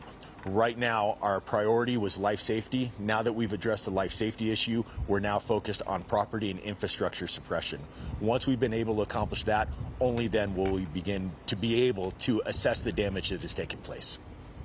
All right, we've been listening there. That's Eric Sherwin. He is with the San Bernardino County Fire Department, providing an update to our photographer, Joe Ruiz, who is there on the, excuse me, there on the ground. And you guys, you heard him talk about the immediate, priority is life, and that's what they had to do. They had to get some people out of there that maybe didn't go right away or maybe couldn't go. We also heard about that down in Riverside County. I want to jump on to the phone now. We actually have somebody who evacuated from the Wrightwood area, is now at a hotel, I understand. Are you with us on the phone there? Thank you, brother. Yeah, man. Are you good? Yeah. All right, we may be still trying to work to get that phone interview there, but he was a person that is like many people that are in the Wrightwood area tonight that are kind of stuck in hotels dealing with what they're dealing with. And I really quickly want to come out to my computer here because I want to give you that updated updated evacuation map where you see in the yellow here, those are the voluntaries. These are the red that are now extending all the way into the high desert here. And I want to just, there's a tool on here, and I want to, of course it's not going to work now that I'm trying to do it live on TV, that shows you just kind of the length of these evacuations. We're talking about almost 25 miles from end to end of these evacuation orders that are just really now kind of devastating the community out here. I want to go back, if we can, to Joe Ruiz's live pictures there from the scene. I just can't get over how kind of dramatic and how changing this all has been there. You see them on the left side of your screen as Eric Sherwin there giving us an update, and you heard him talk, and I'm glad Joe asked that question. How many homes have been damaged? They're not going to have any idea really until they can get some daylight on this and they can see exactly what's going on. I want to check in with the control room really quick. Do we have that phone interview, or are we still? We do. Okay. And I'm so sorry. Forgive me. What was your name? And you're from the Wrightwood area, correct? Yeah, my name's Gino Lewis, and I live in Wrightwood. Gino, tell me, how long have you been evacuated? Did you go on your own? Were you told to evacuate? Kind of walk us through how that went down. Yeah, I left. I got an evacuation order on my phone, which was strange because, you know, we knew the fire was close and everything, but we hadn't even gotten a notice yet. And so, you know, I just grabbed my cat, a few things as much as I could. I think this was probably about 4:45. No, it was a little bit after that, maybe around 5. And I got out of there as soon as I could. And Gino, you live in the Wrightwood area. How long have you lived up there? I've been living in Wrightwood for 7 years, and we've seen our fair share of fires and some really bad ones, and this is definitely never seen anything like this. Yeah, and I just want to ask you one more time. You got that alert, was it like through the sheriff's department? Was it just one of those emergency alerts that pop up on your phone? Yeah, it was, I'm not sure who it was from, but yeah, it came on my phone, and then, you know, I go on Facebook after that, and I saw everyone else, you know, kind of posting the same thing. I don't know if it was from the sheriff or the county or who it came from, but I was certainly grateful I got it. Yeah. Gino, tell me, I mean, how are you feeling? I mean, this is, obviously you're looking at what's going on TV and on the internet. I mean, what are your thoughts? What are your feelings about what's going on? You know, I've been better for sure. I'm just trying to stay positive. You know, I've been kind of keeping an eye on, you know, social media and stuff, and I see the, you know, brave men and women out there fighting the fire for us, and, you know, just praying for them and, you know, praying for, you know, everyone who hopefully got out and, you know, hopefully just, you know, just like everyone else, just hoping for the best and knowing that it's probably, you know, not going to be, that's not what's going to be the situation. Yeah, and Gino, tell me about the town of Wrightwood. I mean, this is obviously going to be devastating for that town. You know, what are your thoughts about how this could all end up? You know, I saw what happened in Paradise a few years ago, and with how quickly the fire got to us, I just hope and pray that it's not the same situation for us. Yeah, Gino, I want to bring in Susie Suh, Chauncey Glover here at the anchor desk with me. It's just, you know, it's devastating to hear these residents talk about their experience, guys. It really is. Gino, thank you so much for joining us once again. I imagine you are going through all kinds of emotions right now, so thank you once again for joining us to share some information and your thoughts with us right now. As we take a live look right now at pictures from your town of Wrightwood burning, we saw earlier some heartbreaking images of flames damaging the Mountain High Resort, trees on fire there. I know you're very familiar with that area.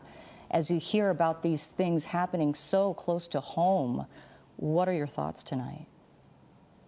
You know, it is devastating. So far, I'm just staying positive and, you know, praying. Luckily, my house is still standing, so just praying for, you know, I hate to be kind of selfish in a way, but, you know, that at least, you know, I'm able to make it through. But I know a lot of people have already lost their homes, and it's just very devastating. And I know, you know, for me, the important thing for me was to get my cat out of there. And I know there were people who probably couldn't get home to their pets, or God forbid, you know, loved ones who may be stuck at home. And, you know, that's just really where I don't know what else you would be thinking in a time like this. Yeah.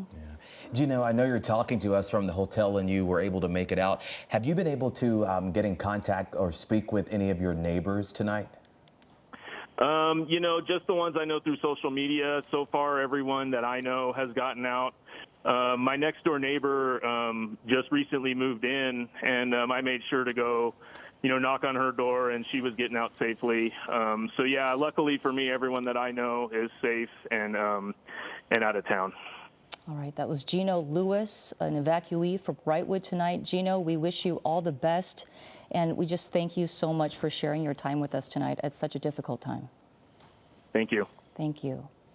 Well, with flames again running through tens of thousands of acres and temperatures soaring, as meteorologist Evelyn Taft has been talking about all night. The bigger question, are these wildfires getting worse year by year? And this is what we found year over year in California. The overall trend is way up since 1987, peaking here in 2020, actually, at 4.3 million acres. Then a drop for the next 3 years, and then a dramatic climb in 2024. Now the state already at 906,000 acres burned. There's a dramatic cost in dollars and cents here. After 2000, federal firefighting costs surpassed $1 billion. By 2010, it had passed $2 billion, and it peaked at nearly $4 billion in 2021. All right, so let's bring in meteorologist Evelyn Taft for a look at the conditions right now. Evelyn. Yeah, and we're going to take it right to Lake Elsinore. And of course, we're looking at multiple locations all across Southern California tonight. And I want to show you Lake Elsinore has made some major improvements from earlier today. We were in the 80s earlier tonight, 85 degrees.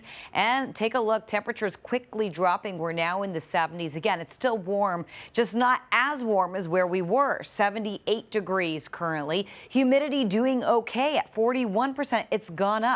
We were in the 20% range. What we don't want, humidity in the teens or the single digits. So we're already seeing improvement there, 41%. And wind in the lower elevations at a standstill. That's good news. Of course, on the fire lines, though, it's a very different story because fire and wildfire especially creates its own forecast. And that's where we could see gusts come in. We want to check in with Wrightwood right now as well. We're looking at windy conditions in Wrightwood, 18-mile-per-hour winds. You will see 18-mile-per-hour winds continuing in the area. So, of course, Wrightwood is one of the communities that we are watching tonight, and we are looking at some of the gustiest spots, if not the only gusty spot currently in Southern California, in Wrightwood. So we will continue to monitor conditions there. Relative humidity as a whole, you will see we are in the double digits, 39% for Big Bear. Of course, we have eyes on Big Bear tonight as well. 43% Hammett, San Bernardino, 23%. So generally speaking, we are in the double digits, which is already good news. A little less, though, as we head to the high desert. We're in the teens. We want to be out of the teens ultimately, and we are looking at windy conditions coming up in the next couple of days in the high desert. So we'll continue to monitor conditions there. We're monitoring air quality tonight. In fact, air quality now is continuing to stay subpar. We've got this air quality alert in effect through tomorrow night through the San Gabriel Valley, the IE and Orange County, and you'll see the worst of it currently. We're going to take you through your future cast and show you where that is. So this is the wildfire smoke that's increasing air pollution for so many of us. So even if you're not near the fire lines, you may be experiencing poor air quality just because the wind is transporting, again, the bad air. So let's take a look at your future cast right here, and you will see some of the really worst air at the moment in the IE. That's right, in the IE, and continuing to stay that way over the next couple of hours. You'll see the red on your screen showing you thick smoke, and we're going to continue to see that at least through late tonight into tomorrow. We do have extreme fire danger across Southern California through Wednesday. So even though temperatures are getting cooler, we're still looking at hot, dry, and sometimes breezy conditions for some, especially in the high desert. We are expecting those winds to kick in tomorrow and last through Thursday. Otherwise, winds are starting to calm down overnight. Temperatures are starting to cool down, and we'll take it, considering cooler temperatures will really help in this firefight. You just saw temperatures much cooler tonight compared to this time last night. Numbers right now in the 50s, 60s, 70s, a far departure from the 70s, 80s, and 90s we were seeing in the overnight hours. So we're starting to settle in to really where we should be for this time of year, with that marine layer coming in and that breeze continuing to come in as well. That sea breeze helping us, that southerly surge bringing down temperatures across all fire lines here in Southern California in the overnight hours. And eventually we're going to end off with below average numbers this weekend. You'll see just that in the basin. In fact, the next 6 to 10 days, as we get a look at your extended outlook and your 7-day forecast right here, we're expecting to be near or below average Temperatures warm tomorrow, but not as hot as where we've been. We're going to continue to cool through the weekend. And not only are we continuing to cool, there's a slight chance of a shower. It won't be showing up on your 7-day forecast. Not enough chance to really trigger anything on the 7-day there, but we're eyeing it. And really, that's just welcome news. We will take cool temperatures. We will take any precipitation we can get. For our desert communities, 90s turning to 80s, back up to 90s, but we're out of the triple digits. For the mountains, we're in the 70s, and for the beaches, we're expecting to see 70s for the next 7 days. Back to you guys. All right. Thank you so much, Evelyn. We're going to go back to our phones now. Joining us now on the phone is Leah Potter, another resident evacuated from Wrightwood from the bridge fire. Leah, can you hear us? Yes, hi, I can hear you. Leah, thank you so much for joining us tonight. You're welcome. You don't need my social security number, right? No, not that much. Oh, okay. Tell us less than that, actually. Tell us about your day and when you were evacuated and how that all happened. We were actually evacuated this early afternoon. We have been residents for about 4 to 5 years. We've been through fires prior. This was something very different. It was just, it engulfed like red, yellow, orange, like skies within minutes. It went from blue skies to just dark. It was something that local residents of 30 years had never seen before. Wow. Got you. And you say it was just the look of it, the flames, and how fast it moved. That's what made this fire so different from the past experiences you've had with fires? Well, actually, no. The difference between this fire, compared to other fires, was this one, it crept like up slow to where it was blue skies in the morning, and then hours later it just got darker and darker, and then before you know, the whole entire, as opposed to like a flume of smoke, the whole entire sky was just covered in orange and red ashes and smoke, and you couldn't even breathe. Like, it was just like, and it was so, what's the word, eerie quiet. You go outside and it was just like not even a leaf blowing, but ashes were falling. And that's when I had asked my neighbor, who had lived in Wrightwood for 30 plus years, like, what do you think we should do? Is everything okay? And she was like, no, I haven't seen this.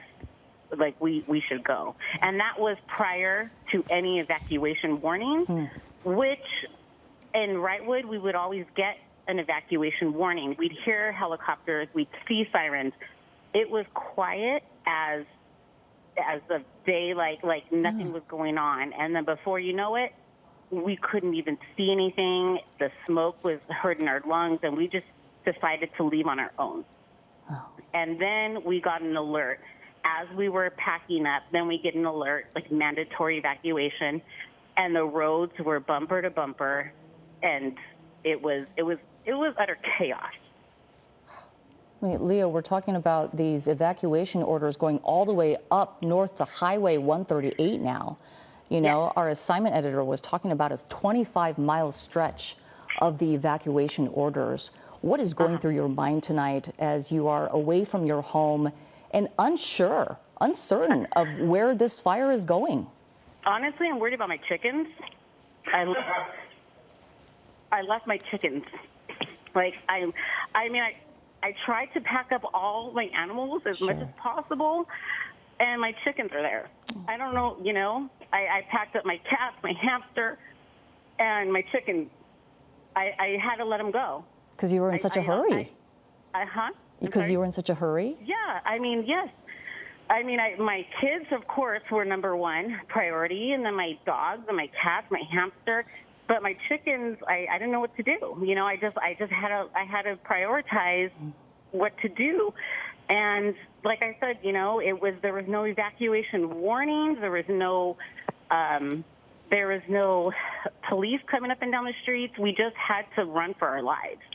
Wow, and such a tough decision to make It there. was. Hopefully the chickens will be okay. Can you I just? hope so too. Earlier we were talking to people, and we had one resident there in Wrightwood who talked about how he went to his neighbor's door and talked with her, and he was reaching out to other neighbors on social media. What was it like there in your immediate community with your neighbors trying to get out of there safely? We all were in communication about, because like I said, I've had neighbors that have been there for 30 years, for 2 years, 6 months, but and we kind of all just came together and said, you know what, like at this point, no one's alerting us anymore. Like this isn't normal. So we all just kind of decided on our own when to leave. It was kind of basically up to us. Because there was no direction. There was no evacuation warning up until, like I said, we were already packed up and we were in bumper to bumper gridlock is when we got the evacuation notice. And like I said, the skies were red, orange. It looked like dark at like 4 o'clock in the afternoon. It was like black. All my lights were on, my solar lights. Like I couldn't even see outside and barely breathe. And yet there was no evacuation warning. It was basically up to us to leave, and I had to leave my chickens. All right, that was Leah Potter, an evacuee from Wrightwood. Leah, thank you so much for joining us tonight. Thank you for your time, and we wish you all the best. Let's check back in right now with our Desmond Shaw with a look at Mount Baldy area. Desmond, how does it look from SkyCal? Not good at all here, Susie and Chauncey. This is essentially Mount Baldy itself that is burning. As I put up the map overlay, you can see there it is. But what's really scary about this is that it's kind of creeping down towards San Antonio Heights. So this is going to be off of Mountain Avenue, everything kind of to the east right here. As I put up the map tracker, here you can see some of the streets that we're talking about here. And there are new evacuation orders going into effect on those streets in the San Antonio Heights neighborhood. You see the firefighters racing up Mountain Avenue towards Mount Baldy Road. And this is where we're seeing a lot of actually activity from the water dropping helicopters. May see some flickering lights. There's one right in there. So they're going to do everything they can to douse these flames that are creeping closer. As fire loves to race uphill on steep slopes, it likes to come downhill on the more gentle slopes, and it's kind of using that to its advantage, this area here where the slopes are not quite as steep. So it's creeping its way down into this neighborhood. This is on the southeastern flank of the bridge fire. So no, it's still a ways from homes, but it's definitely turning into a scarier situation here by the minute for folks living in the lowlands here in the San Antonio Heights neighborhood off of the 210 freeway and Mountain Avenue. As I said, at least 3 water dropping helicopters on this one that we've seen. But it's just kind of surreal to see all of these flames up Mount Baldy, and then the highest peak in Los Angeles County is probably going to see a really serious burn scar here. And firefighters have really got their hands cut out, all their work cut out for them, that is for sure. Going to send it back to you now in the studio, anchors. All right, Desmond, thank you so much. We're going to start KCAL News. We're going to start the news at 11 o'clock here, but we have you covered here as we cover all these fires, the 3 major fires scorching our area. We'll have the very latest coming up at 11.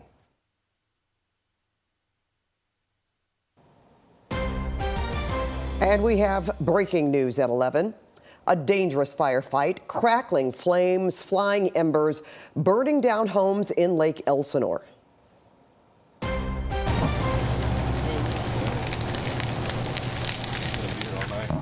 Homes and cars destroyed by ferocious flames and a tornado caught on video. This as the airport fire rages through Lake Elsinore.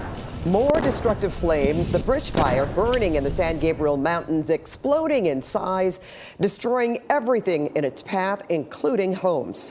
And look at this, more destructive flames. Another home burns to the ground as the line fire rages through San Bernardino County. And all new tonight, an arrest has been made in this fire. Good evening, everyone, and thanks for joining us. I'm Pat Harvey. And I'm Chauncey Glover. This is KCAL News at 11. We're also on at CBS Los Angeles Channel 2. And if you're just joining us, we have been tracking 3 major fires burning across SoCal. We have live team coverage for you tonight. We're covering all the fires, which have all exploded in size, burning through homes and forcing many more people to flee. And one of the most shocking fires is the bridge fire. It's burning in the San Gabriel Mountains. It has destroyed homes in Wrightwood. Let's get right to Mike Rogers at the desk. Mike, you have been tracking this dangerous and destructive fire. What's the latest? Yeah, Pat and Chauncey, this is live pictures now from the bridge fire. This is video from earlier where you see the homes burning, structures burning, a really intense inferno. This fire has exploded in size up to 34,000 acres. Mandatory evacuations in place now for the town of Wrightwood. People have been, as we've been telling you, people have been evacuating all day. I want to show you a piece of video here from when those people got that evacuation orders earlier.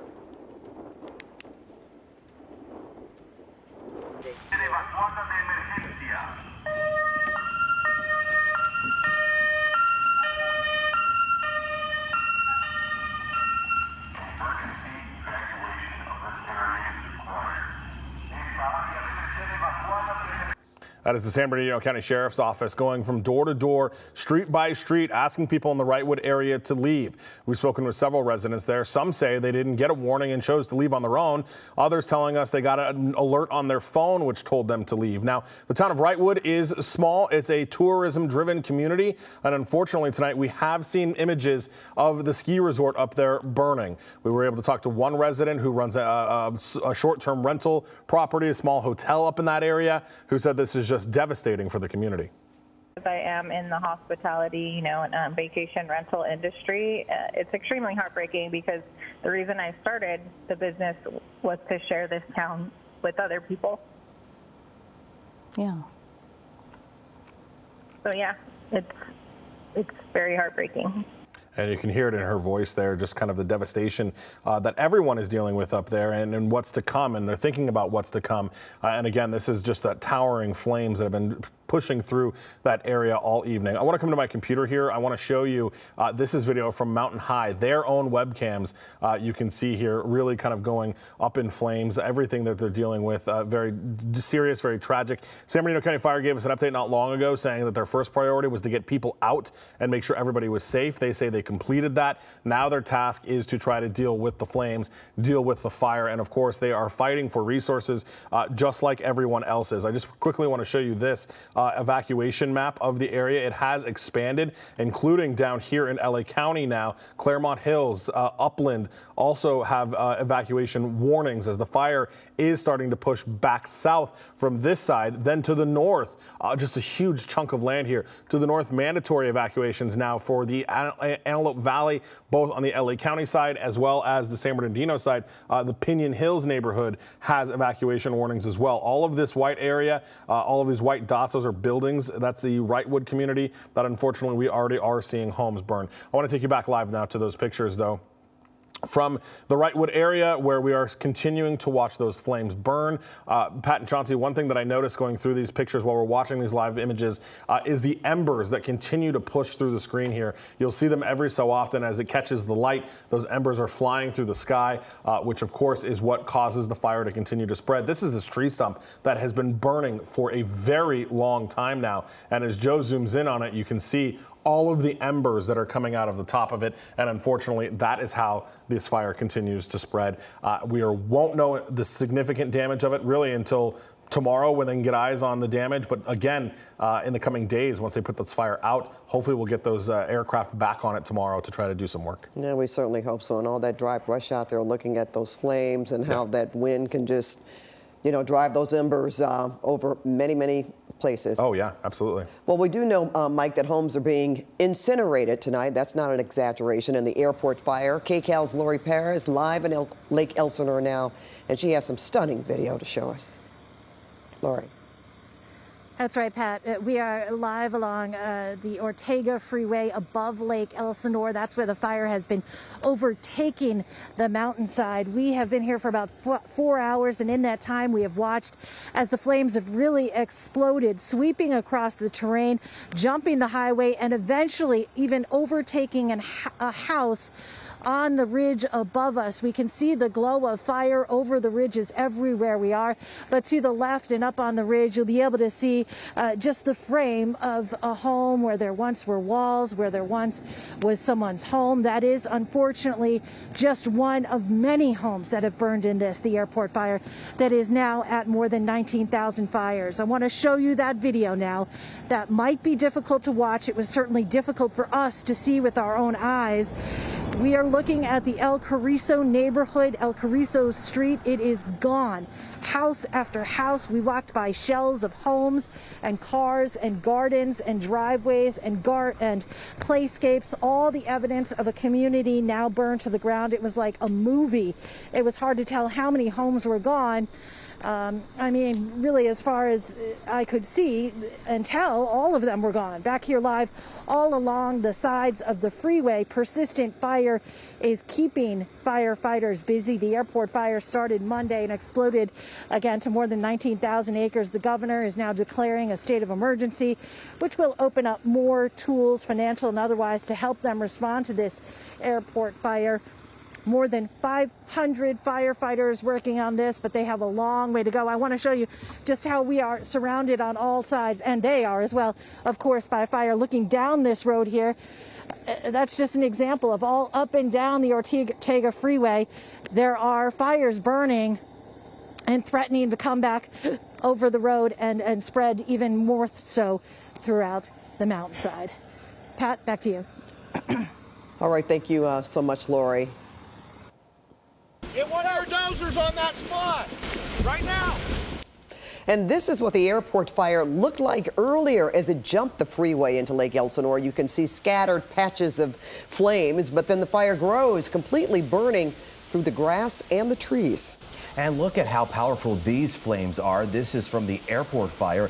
You can just see there how strong the area is burning. The flames are taller than the trees out there. And as the video keeps rolling, the fire keeps getting stronger. And take a look at this fire-nado caught on video. It was captured in Lake Elsinore. And of course, that is when you get air, dust that's all caught up in the flames already there, and it just spins, creating a fire vortex, if you will. Yeah, quite a sight there. Here's another live look at the airport fire from the Orange County side. It looks quiet out there and pretty dark. We do have a crew live on the ground in the Robinson Ranch neighborhood of Rancho Santa Margarita, and you can see flames. See right there in the middle of that shot? That's right on the ridge on the other side of those homes. It looks far away, but we know how fast that those flames can spread. And let's get to our Desmond Shaw. He's live in SkyCal over the Mount Baldy area. Des? Yes, so Pat, we are over the southeastern edge of the bridge fire here, and you can see how it is kind of crept down away from Mount Baldy. Here's the satellite image just to show you that it is right in the shadow of Mount Baldy and probably up on the highest slopes itself. And so this came over from Glendora Canyon, and as fire loves to race up the steep slopes, it's not as effective when it tries to come down slopes, but if the slopes are kind of gentle like they are in this section of the mountains, it is able to kind of make its way down, and that is why we now have evacuations here at the base of the San Antonio Heights neighborhood. I'm going to put up the street overlay to show you the area that we're talking about here. West 23rd Street, Greystone Place, Mountain Avenue, these places kind of to the east of, on either side really, of Mountain Avenue. It is time to look alive and gather your belongings and be ready to leave if the flames get any closer. A lot of emergency vehicles here racing up and down Mountain Road and towards Mount Baldy Road for anyone that may still be coming down from the mountains there. We have seen some water dropping helicopters that are trying to fight back those flames right here. This may be an area where we see the air tankers come in at sunup and drop some fire retardant lines just to the north of the San Antonio Heights neighborhood to make sure that the flames do not destroy any of the homes there. So far, folks that have been that have been south of the bridge fire have been in pretty good shape as far as these flames go. But now that situation is kind of starting to turn. for the San Antonio Heights neighborhood. Obviously, we've been talking about Wrightwood and the devastation that they're now facing with this fire that has just grown insanely quickly. This is just one flank of the fire. Earlier this evening, we were showing you farther to the west where the flames had been erupting. Here, as I zoom back in, you see another water dropping helicopter come in. But again, they can really just kind of try to fight the flames back a little bit. It will take the air tankers after sunup to really corral and save this neighborhood, prevent any homes, hopefully, from going up. And I'm going to pan over to the east right now because I can show you it looks like there's been a big flare-up with the line fire as well. We can see, we were able to see the line fire from as far west as Pasadena, and here it is glowing in the distance in the San Bernardino National Forest there in the foothills. This big raging kind of fireball that just kicked up here within the last couple of moments. So at one point we were able to see all three fires from Lake Paris, and the smoke that was essentially joining together from the bridge fire to the line fire, and then the line fire over to the airport fire. We're not able to see the airport fire from this vantage point right now, but two destructive fires on a couple of the highest peaks in Southern California burning out of control. It's going to be a very long night. Morning just cannot come soon enough till we can get those tankers back in the air. Pat, Mike, and Chauncey, sent back to you now in the studio. All right, thanks a lot, Desmond. And turning now to our weather, and we know the weather when it comes to the heat and the wind playing a major role here in this firefight. Meteorologist Evelyn Taft here with the very latest tonight on our conditions. Yeah, Pat, Chauncey, we're going to get right to those conditions, and let's take you to Lake Elsinore first and foremost, where we saw mid-80s just about an hour or so ago. So temperatures already dropping quickly. That's good news. 74 degrees right now in Lake Elsinore. Humidity doing well at 50%. What we don't want, single-digit relative humidity and relative humidity in the teens. We're certainly out of the teens in the single digits, and we're up to 50%. Earlier tonight, we were in the 20% range, so we're already seeing good recoveries. Otherwise, wind in the lower elevations at a standstill. But of course, on the fire lines, fire creates its own forecast, its own wind, so it is much gustier, of course, in the higher elevations. But again, mostly calm conditions wind-wise, and we're not expecting that wind to really pick up overnight. Wrightwood, we're checking in with you, where temperatures are cooling significantly tonight. Great news for the firefight, 68 degrees. But of course, we're still on alert with humidity at 17%. So we are in the teens. It's not ideal, but it could be worse. Of course, it could be better. The wind is starting to come in from the southwest. A southwesterly wind, that's generally a cool wind. It comes in from the ocean, and we're going to start to see that marine influence. That's what's going to start to cool us down. Southwesterly winds currently at 11 miles per hour sustained. Gusts coming in at 18 miles per hour. And I'll tell you, Wrightwood, really the only place on the map looking at gusty conditions in the area. Of course, our eyes on Wrightwood tonight. We've got mandatory evacuations, and we are looking at gusty conditions currently, 18 mile per hour winds. Pretty much everybody else, as we get a look at the rest of the Southern California sort of map right here, holistically speaking, pretty much calm. So that's good news. Relative humidity, it's coming up for all of us as that marine influence is really starting to take hold. 36% for Big Bear, so that's good news. The Coachella Valley in the double digits, but in the teens along with the high desert. And we do have voluntary evacuations through part of the high desert, so we're keeping our eyes here. Not only is it dry, but it's going to start to get windy. We do have some wind advisories kicking in. And speaking of advisories, I do want to get a look at your air quality alerts. They're posted through tomorrow night. They've been extended. Originally, we were looking at air quality alerts through tonight, but with the smoke from 3 wildfires now, we're looking at increasing air pollution for Orange County, San Bernardino County, Riverside County, the Coachella Valley looking at especially bad smoke tonight, and the San Gabriel Valley through the LA County mountains as well. So with that, I do want to get a look at your futurecast when it comes to that smoke. And over the last couple of hours, we've seen the worst of it through the Coachella Valley, also through most of the IE. As we take a look at the legend, you'll see thick smoke is red or purple on the map, and that's what we're seeing right there.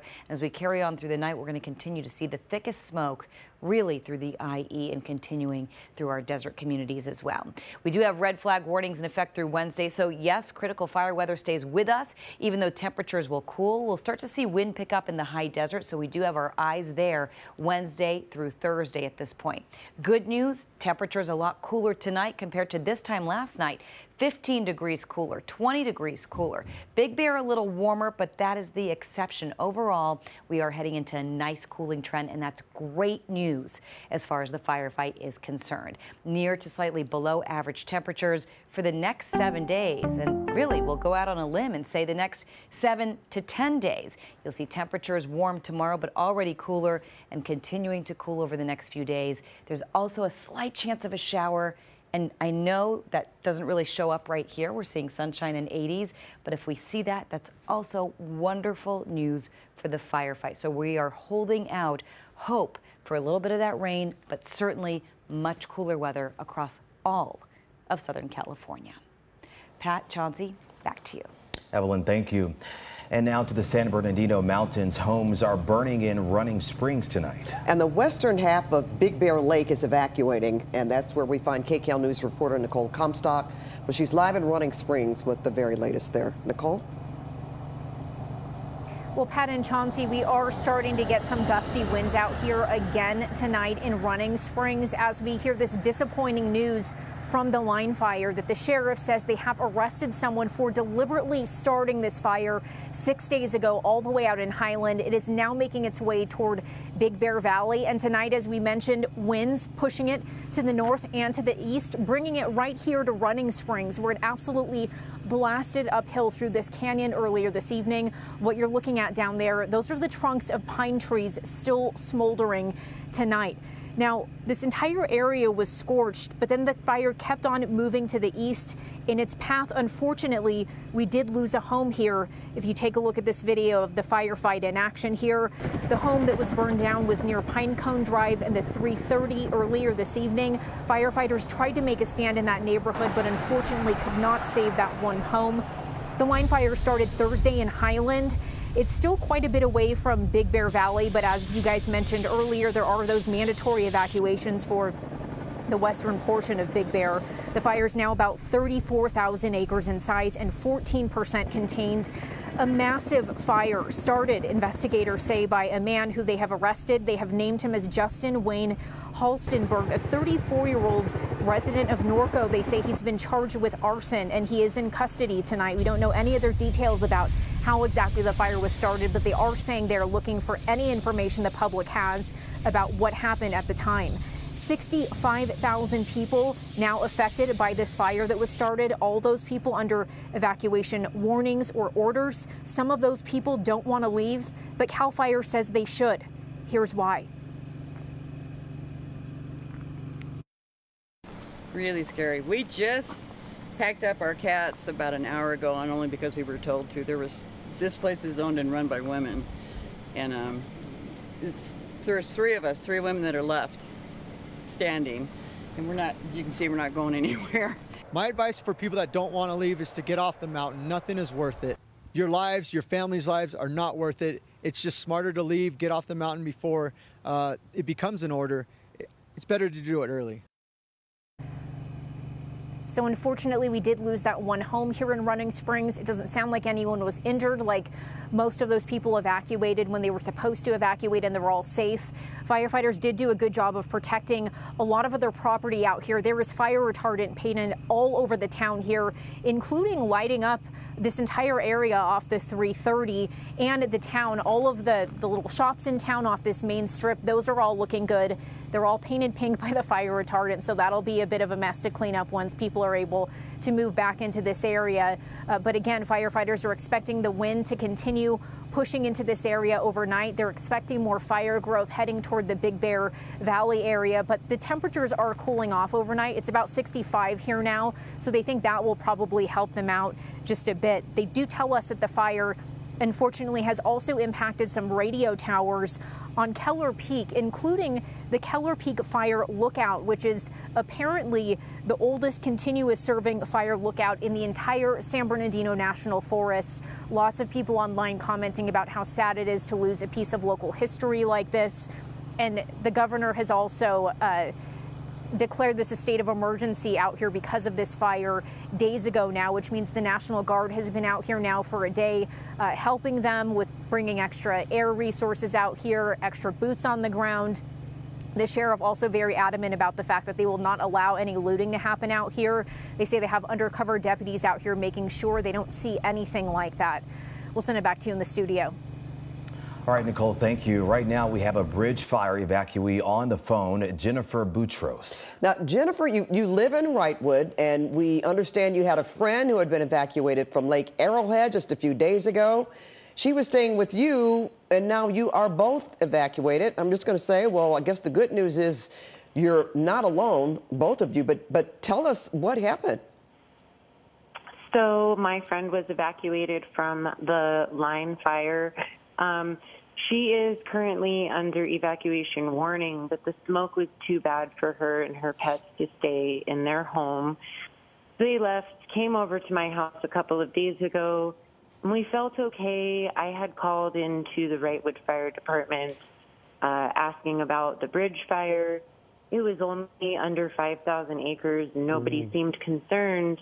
And all of a sudden, in an hour and a half, it was 34,000 acres. Yeah. And I turned around to go home, and I wasn't able to make it home. But thankfully, my friend who was evacuated was there. She was able to get our pets and get a couple of pieces of clothing, and that's it.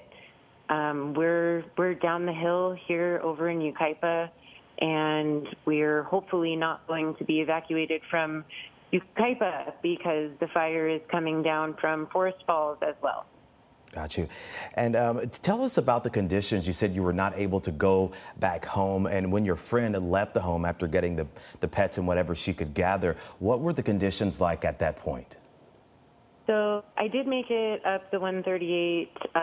Visibility was mediocre on the 138, but on her way out, she was sending me photos. It was brown and orange. The air was thick, and you could just see it was almost the color of ash. It's pretty scary up there right now. Wrightwood's a really small town, and everybody's absolutely terrified because we never got any ready, set, go. We just went from 4,777 acres up to 34,000 plus acres in 1 hour, and we're told to leave. And there was nothing. We had no warning, and we're not really sure how it went from 5,000 acres to 35,000 acres in 1 hour, and we're feeling a little bit nervous about how it happened. Well, I mean, we've heard some stories tonight that are not so nice, Jennifer, about how some of these fires have started, unfortunately. I want to make sure you hold on here because I'm going to ask our Mike Rogers. He's at the desk right now. Jennifer and her friend are in Yucaipa. Yeah. What does it look like there, Mike? Well, you know, I was just actually kind of looking at that as Jennifer was talking, and yeah, you know, Yucaipa is okay at the moment, but as Jennifer mentioned, the line fire is, you know, kind of burning back in towards that direction, and actually the area of Forest Falls, which if I'm correct, I don't think is terribly far from Yucaipa. Looks like they're under a mandatory evacuation order now as well. Actually, it looks like that just popped up. So Yucaipa is a bit of a distance. Jennifer, are you in kind of the middle of Yucaipa, or are you more on the northern end? Jennifer, are you still with us? Do we still have Jennifer on the phone? Oh, okay, it sounds like we may have lost her, but... Okay, that's why I wanted her to hear what you had to say. That's why I asked you that question. And hopefully, you know, they said they didn't get a ready, set, go. And you know, Pat, I wanted to talk about that. That's now the fourth person that has told us tonight in the Wrightwood area that this went from nothing to hurry up and get out now, which is unusual. The fire, albeit is started Sunday, it's not, you know, I know that it made very significant growth over the last couple, you know, really today, those last couple of hours, but I am a little surprised to hear a lot of people say that they didn't get a better heads up than, okay, now go. There was no, it doesn't sound like, at least from their stories here, evacuation warnings that were maybe in place prior to this. It was just hurry up and get out. Well, you know what? That being said, then we hope that Jennifer and everyone else that's on the mountain is paying attention and hopefully trying to have some kind of communication where they can see and hear what's going on, and hopefully the sheriff's department is going around with the evacuation orders. But if not, like that gentleman that called and said he had Wi-Fi at his house, he was able to see his home in Wrightwood, even though he was in Palmdale. So he had an idea. He's watching what's going on. So we certainly hope that Jennifer and everyone else in Yucaipa and elsewhere is able to get some information. I'm glad they got out, and hopefully that things will calm down a bit tonight. We hope. Yeah, and really shows you kind of the magnitude of what we're dealing with, that there are so many different areas of our region right now that are dealing with this and dealing with those fires, and the resilience of the people we've talked to in Wrightwood, really using community Facebook groups, right? Having somebody else go check, and that's how they were making decisions that they should leave. Yeah, and we've heard from neighbors who talked about how they were communicating on social media, helping other neighbors, and a lot of the residents out there having to make some tough decisions tonight. That's been a reoccurring theme as to we didn't get a big warning. We were just told to leave. One lady, she said she had to decide whether to take her chickens or not. And in that moment, she had to leave the chickens behind. Well, we've heard stories about this before. We've seen folks that have barely been able to get their horses out when they needed to do that. I'm just glad to hear about the Facebook groups that people are still able to communicate that way, receive text messages, we hope, and are able to just keep those lines of communication open and going. Okay, guys, we're going to get back to our colleague, Lori Perez, who is in the middle of all this in Lake Elsinore. And Lori, you have some more stunning video to show us, and I imagine that you might have been able to hear about what we're talking about, how people have said that, you know, things have happened in just minutes and they had to leave really without warning. That's how fast this fire is moving. That's right. That's exactly what I was going to say is, you know, listening to this and hearing about all these people having to leave, you know, with a moment's notice really just reinforces to me, along with what we have witnessed with our own eyes tonight, just how important it is for people to really listen to those evacuation orders and to get out when they tell you to get out. Because as you said, we have some really stunning video to show you of the El Carrizo neighborhood, which is about a mile up from where we're standing here along the Ortega Highway.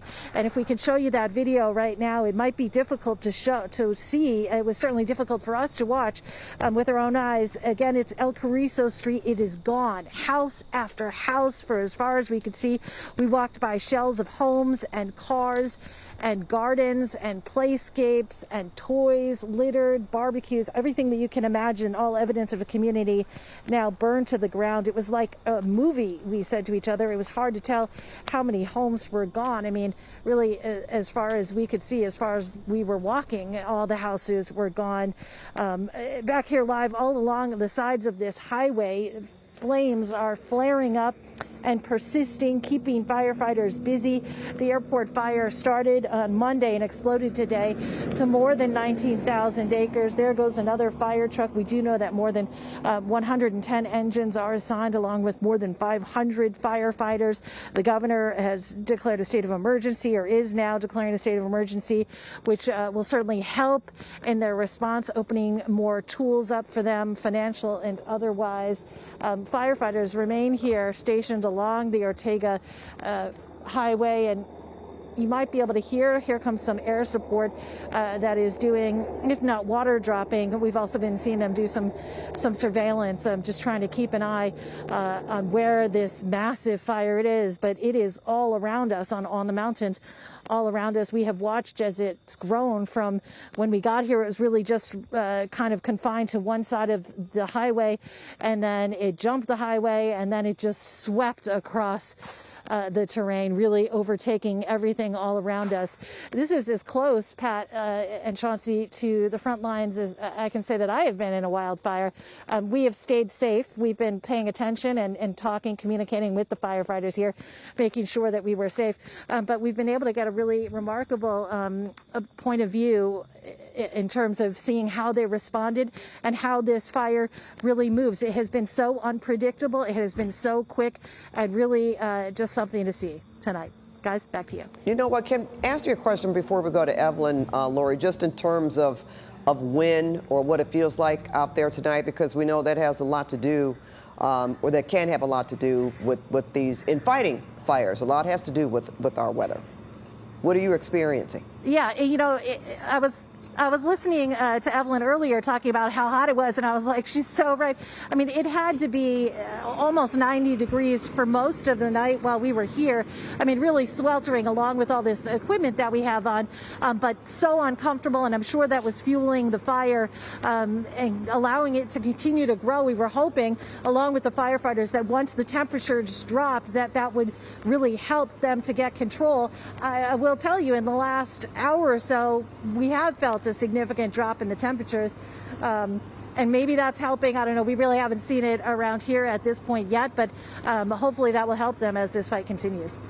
All right, Lori, thank you. Now we want to get right over to meteorologist Evelyn Taft now. And Evelyn, we could certainly use this cool down. Yeah, absolutely. And I'm glad it's a little cooler for everybody out there. Lori, of course, included. And you will see, yes, we were saying 90s earlier than we were in the 80s. You'll see now that Lake Elsinore is at 74 degrees. So we are looking at quite an improvement temperature-wise. Humidity up as well at 50%, and wind pretty much at a standstill. Of course, on the fire lines, it's a very different story. It is much windier once we get to the ridge tops. Wrightwood, we're checking in with you as well. It is getting a lot cooler, especially for our mountain communities, and we will take it. 68 degrees with humidity in the teens, which is not ideal. We don't want to see teens. We prefer to see humidity up above 20%, 30%, in the double digits, out of the teens, the single digits, but we are at 17%. It could be worse, but it certainly could be better. I want to focus your attention on the wind as well. We're looking at a southwesterly wind coming in at 11 miles per hour. So a little bit of a breeze coming in for Wrightwood. A gust at 18 miles per hour. I'll tell you, Wrightwood is really the windiest spot in all of Southern California right now. Not ideal, but that's really pretty decent considering we usually see wind events in Santa Ana, wind events where we see winds in the 20, 30, 40, 50 plus mile per hour range. So I do want to mention, though, the wind is coming in from the southwest, and that is a cooler wind.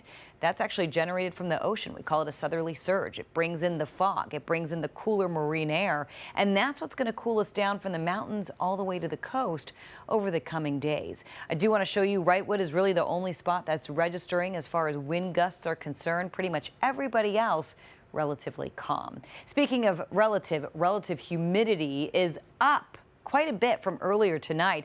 50, 60, 70% for some. Big Bear, we have our eyes on you tonight, 36%. Most of the IE in the 20 to 40% range. Wrightwood, again, a couple different reporting stations. So one reporting station giving us 17%, another giving us an observation of 25%, which is a little better. Very dry in the high desert. We're looking at teens and 20s. There are some voluntary evacuations in the area, and we're watching the high desert because it could get windier over the coming days. Otherwise, air quality is a very big concern for a large portion of Southern California, from the LA County mountains, rather, to the San Gabriel Valley, communities through the Inland Empire, and Orange County looking at very poor air quality. Originally, this was set to expire tonight. It's now been extended through tomorrow and could continue to get extended since we have smoke from 3 different wildfires converging in the area right here. So wildfire smoke increasing and air pollution going up as well. Again, from not 1, not 2, but 3 significant wildfires burning right now. And I do want to get a look at your futurecast showing you where the worst of the air quality is. And you'll see the Coachella Valley, the IE. A lot of people leaving Wrightwood, going into the desert tonight. Well, they're experiencing bad air quality at the moment and getting reports of that on the ground. Through the IE, you're seeing a lot of red, meaning thick smoke, and even some purple as well. So as we head into tomorrow, we're going to continue to watch the air quality. We're still watching critical fire conditions at least through tomorrow, especially in the high desert where things could get breezy. So all eyes on our desert communities, but really across all of Southern California as this firefight continues. I will leave you with just a nugget of, well, good news. Temperatures cooling, and it's a significant cool down. We're going to be below average for the next 6 to even 10 days. I'm going to go out on a limb and say even past day 7, we could continue to see that cooling trend. So that will certainly help. We'll continue to keep you posted on conditions on the fire line. And of course, we'll continue to show you this cool down that should help in this firefight. Pat, Chauncey, back to you. All right, thanks so much, Ev. That is, I'm sure, welcoming news for everyone out there. Look at this shot. Stay with KCAL News for updated information on these fires. We're always streaming on kcalnews.com. There you'll be also having updated evacuation orders.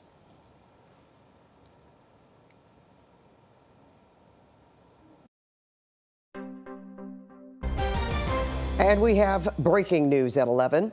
A dangerous firefight, crackling flames, flying embers, burning down homes in Lake Elsinore.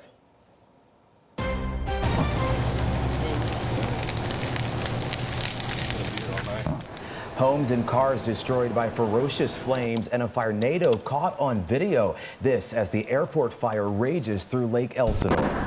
More destructive flames, the bridge fire burning in the San Gabriel Mountains, exploding in size, destroying everything in its path, including homes.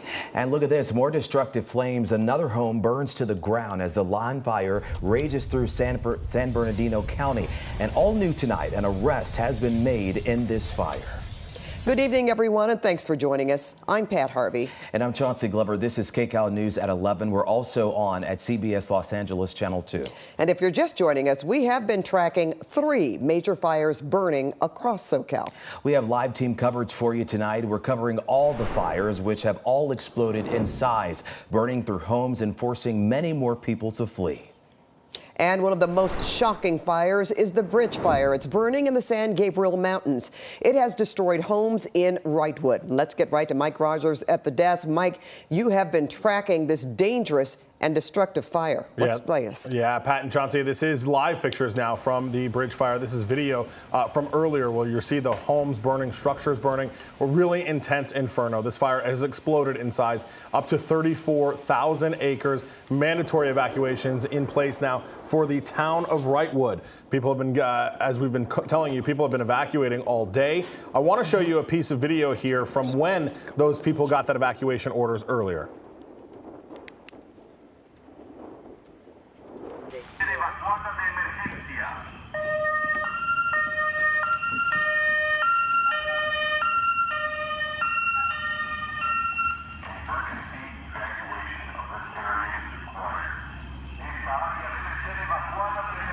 That is the San Bernardino County Sheriff's Office going from door to door, street by street, asking people in the Wrightwood area to leave. We've spoken with several residents there. Some say they didn't get a warning and chose to leave on their own.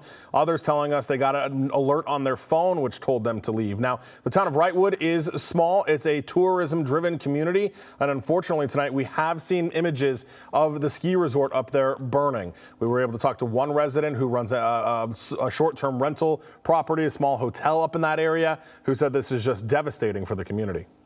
I am in the hospitality, and vacation rental industry. It's extremely heartbreaking because the reason I started the business was to share this town with other people. Yeah. So yeah, it's very heartbreaking. And you can hear it in her voice there, just kind of the devastation that everyone is dealing with up there. It's to come, and they're thinking about what's to come. And again, this is just that towering flames that have been pushing through that area all evening. I want to come to my computer here. I want to show you, this is video from Mountain High, their own webcams. You can see here really kind of going up in flames, everything that they're dealing with, very serious, very tragic. San Bernardino County Fire gave us an update not long ago saying that their first priority was to get people out and make sure everybody was safe. They say they completed that. Now their task is to try to deal with the flames, deal with the fire, and of course they are fighting for resources just like everyone else is. I just quickly want to show you this evacuation map of the area. It has expanded, including down here in LA County now. Claremont Hills, Upland also have evacuation warnings as the fire is starting to push back south from this side, then to the north. Just a huge chunk of land here. To the north, mandatory evacuations now for the Antelope Valley, both on the LA County side as well as the San Bernardino side. The Pinion Hills neighborhood has evacuation warnings as well. All of this white area, all of these white dots, those are buildings. That's the Wrightwood community that unfortunately we already are seeing homes burn. I want to take you back live now to those pictures though. from the Wrightwood area where we are continuing to watch those flames burn. Pat and Chauncey, one thing that I noticed going through these pictures while we're watching these live images is the embers that continue to push through the screen here. You'll see them every so often as it catches the light. Those embers are flying through the sky, which of course is what causes the fire to continue to spread. This is a tree stump that has been burning for a very long time now. And as Joe zooms in on it, you can see all of the embers that are coming out of the top of it. And unfortunately, that is how this fire continues to spread. We won't know the significant damage of it really until tomorrow when they can get eyes on the damage. But again, in the coming days, once they put this fire out, hopefully we'll get those aircraft back on it tomorrow to try to do some work. Yeah, we certainly hope so. And all that dry brush out there looking at those flames and how that wind can just, you know, drive those embers over many, many places. Oh, yeah, absolutely. Well, we do know, Mike, that homes are being incinerated tonight. That's not an exaggeration. In the airport fire, KCAL's Lori Perez live in Lake Elsinore now, and she has some stunning video to show us. Lori. That's right, Pat. We are live along the Ortega Freeway above Lake Elsinore. That's where the fire has been overtaking the mountainside. We have been here for about 4 hours, and in that time we have watched as the flames have really exploded, sweeping across the terrain, jumping the highway, and eventually even overtaking a house on the ridge above us. We can see the glow of fire over the ridges everywhere we are, but to the left and up on the ridge, you'll be able to see just the frame of a home where there once were walls, where there once was someone's home. That is unfortunately just one of many homes that have burned in the airport fire that is now at more than 19,000 fires. I want to show you that video now. That might be difficult to watch. It was certainly difficult for us to see with our own eyes. We are looking at the El Carrizo neighborhood, El Carrizo Street. It is gone. House after house. We walked by shells of homes and cars and gardens and driveways and playscapes. All the evidence of a community now burned to the ground. It was like a movie. It was hard to tell how many homes were gone. I mean, really, as far as I could see and tell, all of them were gone. Back here live, all along the sides of the freeway, persistent fire is keeping firefighters busy. The airport fire started Monday and exploded again to more than 19,000 acres. The governor is now declaring a state of emergency, which will open up more tools, financial and otherwise, to help them respond to this airport fire. More than 500 firefighters working on this, but they have a long way to go. I want to show you just how we are surrounded on all sides, and they are as well, of course, by fire. Looking down this road here, that's just an example of all up and down the Ortega Freeway. There are fires burning and threatening to come back over the road and spread even more so throughout the mountainside. Pat, back to you. All right, thank you so much, Lori. Get one of our dozers on that spot right now. And this is what the airport fire looked like earlier as it jumped the freeway into Lake Elsinore. You can see scattered patches of flames, but then the fire grows, completely burning through the grass and the trees. And look at how powerful these flames are. This is from the airport fire. You can just see there how strong the area is burning. The flames are taller than the trees out there. And as the video keeps rolling, the fire keeps getting stronger. And take a look at this fire tornado caught on video. It was captured in Lake Elsinore. And of course, that is when you get air, dust that's all caught up in the flames already there, and it just spins, creating a fire vortex, if you will. Yeah, quite a sight there. Here's another live look at the airport fire from the Orange County side. It looks quiet out there and pretty dark. We do have a crew live on the ground in the Robinson Ranch neighborhood of Rancho Santa Margarita, and you can see flames. See right there in the middle of that shot? That's right on the ridge on the other side of those homes. It looks far away, but we know how fast that those flames can spread. And let's get to our Desmond Shaw. He's live in SkyCal over the Mount Baldy area. Des? Yes, so Pat, we are over the southeastern edge of the bridge fire here, and you can see how it is kind of crept down away from Mount Baldy. Here's the satellite image just to show you that it is right in the shadow of Mount Baldy and probably up on the highest slopes itself. And so this came over from Glendora Canyon, and as fire loves to race up the steep slopes, it's not as effective when it tries to come down slopes, but if the slopes are kind of gentle like they are in this section of the mountains, it is able to kind of make its way down, and that is why we now have evacuations here at the base of the San Antonio Heights neighborhood. I'm going to put up the street overlay to show you the area that we're talking about here. West 23rd Street, Greystone Place, Mountain Avenue, these places kind of to the east of, on either side really, of Mountain Avenue. It is time to look alive and gather your belongings and be ready to leave if the flames get any closer. A lot of emergency vehicles here racing up and down Mountain Road and towards Mount Baldy Road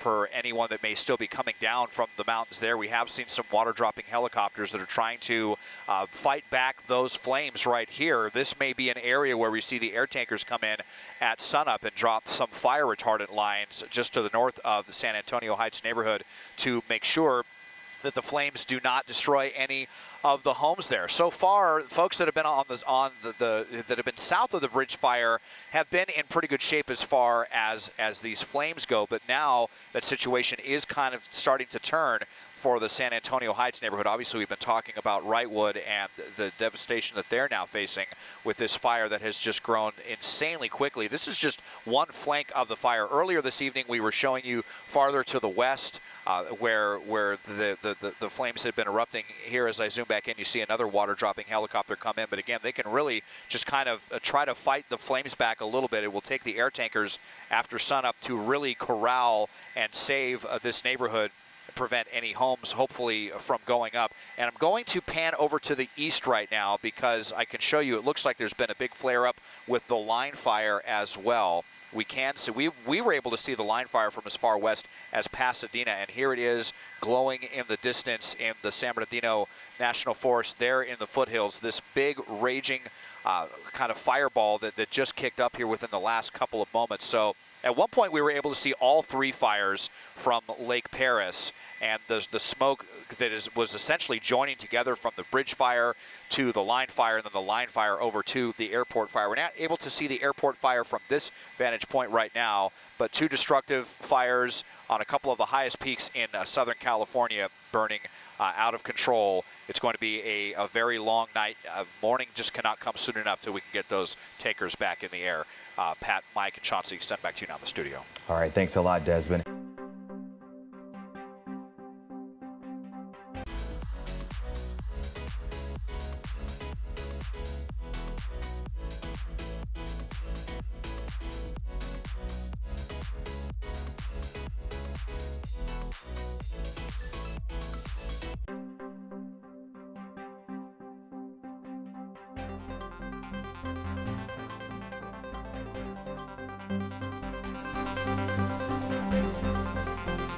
The wind playing a major role here in this firefight. Meteorologist Evelyn Taft here with the very latest tonight on our conditions. Yeah, Pat, Chauncey, we're going to get right to those conditions, and let's take you to Lake Elsinore first and foremost, where we saw mid-80s just about an hour or so ago. So temperatures already dropping quickly. That's good news. 74 degrees right now in Lake Elsinore. Humidity doing well at 50%. What we don't want, single-digit relative humidity and relative humidity in the teens. We're certainly out of the teens in the single digits, and we're up to 50%. Earlier tonight, we were in the 20% range, so we're already seeing good recoveries. Otherwise, wind in the lower elevations at a standstill. But of course, on the fire lines, fire creates its own forecast, its own wind, so it is much gustier, of course, in the higher elevations. But again, mostly calm conditions wind-wise, and we're not expecting that wind to really pick up overnight. Wrightwood, we're checking in with you, where temperatures are cooling significantly tonight. Great news for the firefight, 68 degrees. But of course, we're still on alert with humidity at 17%. So we are in the teens. It's not ideal, but it could be worse. Of course, it could be better.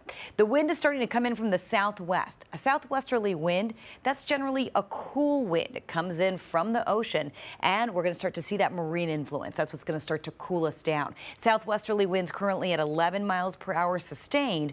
Gusts coming in at 18 miles per hour. And I'll tell you, Wrightwood, really the only place on the map looking at gusty conditions in the area. Of course, our eyes on Wrightwood tonight. We've got mandatory evacuations, and we are looking at gusty conditions currently, 18 mile per hour winds. Pretty much everybody else, as we get a look at the rest of the Southern California sort of map right here, holistically speaking, pretty much calm. So that's good news. Relative humidity, it's coming up for all of us as that marine influence is really starting to take hold. 36% for Big Bear, so that's good news. The Coachella Valley in the double digits, but in the teens along with the high desert. And we do have voluntary evacuations through part of the high desert, so we're keeping our eyes here. Not only is it dry, but it's going to start to get windy. We do have some wind advisories kicking in. And speaking of advisories, I do want to get a look at your air quality alerts. They're posted through tomorrow night. They've been extended. Originally, we were looking at air quality alerts through tonight, but with the smoke from 3 wildfires now, we're looking at increasing air pollution for Orange County, San Bernardino County, Riverside County, the Coachella Valley looking at especially bad smoke tonight, and the San Gabriel Valley through the LA County mountains as well. So with that, I do want to get a look at your futurecast when it comes to that smoke. And over the last couple of hours, we've seen the worst of it through the Coachella Valley, also through most of the IE. As we take a look at the legend, you'll see thick smoke is red or purple on the map, and that's what we're seeing right there. As we carry on through the night, we're going to continue to see the thickest smoke really through the IE and continuing through our desert communities as well. We do have red flag warnings in effect through Wednesday, so yes, critical fire weather stays with us. Even though temperatures will cool, we'll start to see wind pick up in the high desert, so we do have our eyes there Wednesday through Thursday at this point. Good news, temperatures a lot cooler tonight compared to this time last night. 15 degrees cooler, 20 degrees cooler. Big Bear a little warmer, but that is the exception. Overall, we are heading into a nice cooling trend, and that's great news as far as the firefight is concerned. Near to slightly below average temperatures for the next 7 days, and really we'll go out on a limb and say the next 7 to 10 days. You'll see temperatures warm tomorrow, but already cooler and continuing to cool over the next few days. There's also a slight chance of a shower. And I know that doesn't really show up right here. We're seeing sunshine in 80s, but if we see that, that's also wonderful news for the firefight. So we are holding out hope for a little bit of that rain, but certainly much cooler weather across all of Southern California. Pat, Chauncey, back to you. Evelyn, thank you. And now to the San Bernardino Mountains. Homes are burning in Running Springs tonight. And the western half of Big Bear Lake is evacuating, and that's where we find KCAL News reporter Nicole Comstock. But she's live in Running Springs with the very latest there. Nicole? Well, Pat and Chauncey, we are starting to get some gusty winds out here again tonight in Running Springs as we hear this disappointing news from the line fire that the sheriff says they have arrested someone for deliberately starting this fire 6 days ago all the way out in Highland. It is now making its way toward Big Bear Valley. And tonight, as we mentioned, winds pushing it to the north and to the east, bringing it right here to Running Springs, where it absolutely blasted uphill through this canyon earlier this evening. What you're looking at down there, those are the trunks of pine trees still smoldering tonight.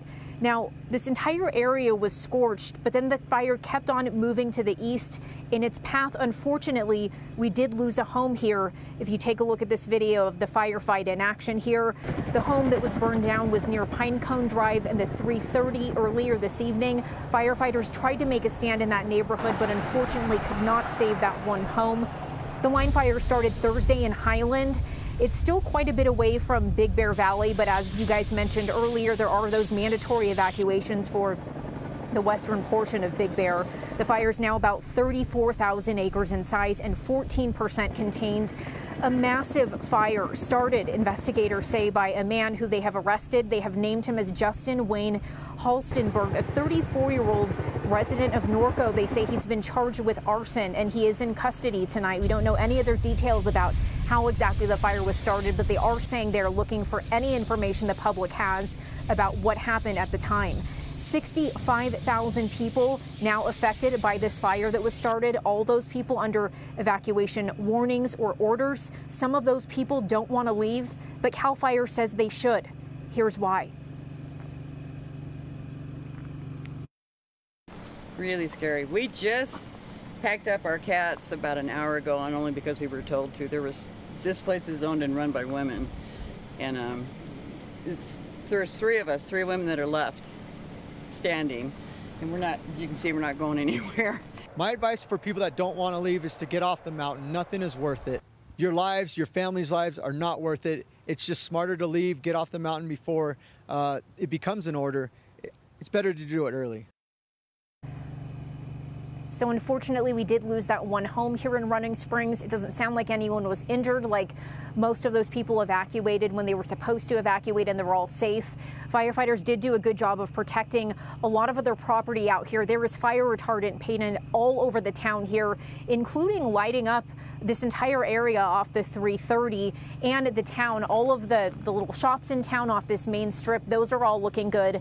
They're all painted pink by the fire retardant, so that'll be a bit of a mess to clean up once people are able to move back into this area. But again, firefighters are expecting the wind to continue pushing into this area overnight. They're expecting more fire growth heading toward the Big Bear Valley area, but the temperatures are cooling off overnight. It's about 65 here now, so they think that will probably help them out just a bit. They do tell us that the fire unfortunately has also impacted some radio towers on Keller Peak, including the Keller Peak Fire Lookout, which is apparently the oldest continuous serving fire lookout in the entire San Bernardino National Forest. Lots of people online commenting about how sad it is to lose a piece of local history like this. And the governor has also declared this a state of emergency out here because of this fire days ago now, which means the National Guard has been out here now for a day, helping them with bringing extra air resources out here, extra boots on the ground. The sheriff also very adamant about the fact that they will not allow any looting to happen out here. They say they have undercover deputies out here making sure they don't see anything like that.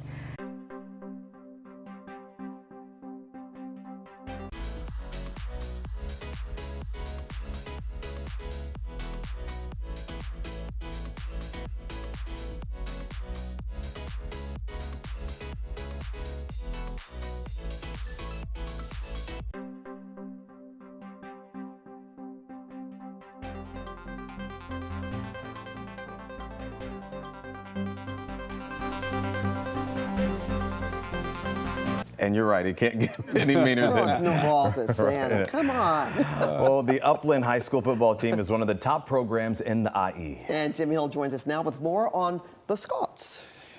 Those fans, when they're under grip of the grape, it's worse. They're all bad. That's for sure. All right, my friends, here we go. The last time we were in Upland High School, the football team received $47,000 from Honda after head coach Darryl Thomas was featured in a Super Bowl commercial. Now, our Chris Harry went out to Upland to learn more about the Scots program. Upland High School's football's philosophy can be summed up in 3 words: pound the rock. So I read a story a long time ago about a stone cutter. You're not going to cut the stone and crack the stone on the first swing, the second swing, maybe not even the 200 swing.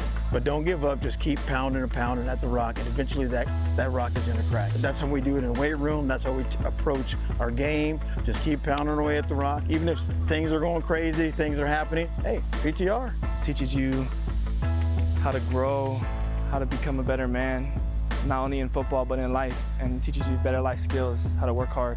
The Scots work hard, but they have plenty of talent too. Senior cornerback and wide receiver Tristan Castro is heading to USC next season. How excited are you to finish this thing the right way? I'm super excited. I've been playing football my whole life, and this is one of my biggest opportunities senior year. I've been waiting for this my whole life. Doing this in your backyard is different. What made USC the right school for you? Just Coach Dante Lynn, Coach Belk, the new staff coming in, and Coach Lincoln especially. They're all family oriented. They made that a big part of when I went on my visit. That family's a big part of USC. And I just knew ever since they said that it was the right spot for me. But Castro hasn't let his future come before his present. I mean, we always had the mentality and motto like, hey, nobody cares, keep working. Regardless of how many offers you got, what you got accomplishment inside the classroom or on the field, just keep working, man. He leads by example, and the kids see that. You see one of the best players busting their butt, they're actually going to fall in line with that, too. We look towards him for sure. In times we need him, in times that we're down, in times that like we don't have the energy to practice, he's there to hype us all up. What do you want to accomplish this season when it's all said and done before you enroll as a Trojan? First, I want to go, hopefully we go undefeated this season and then win baseline league, and then I want to see IF ring in my senior year. Whatever this season brings for Upland, it comes back to those 3 words. I just tell them all the time, you just continue to pound the rock, put your head down, and just be humble and continue to pound. Let's get better and better. We're going to have some adversity sometime this year. Don't know what it's going to be, but it's coming. We just got to make it head on. The seeds that are planted now are hopefully in the future, man, when they're adults, right? Going through life challenges, they have a good understanding of everything, of the adversity we put them through here to keep pounding through it. In sports, adversity is always coming, that's for sure. The Dodgers continue their series against the Chicago Cubs tonight. We'll have the highlights for you tonight at 11 o'clock. And that's a look at sports for the 5 o'clock hour. All right. Thank you, Jim. You got it.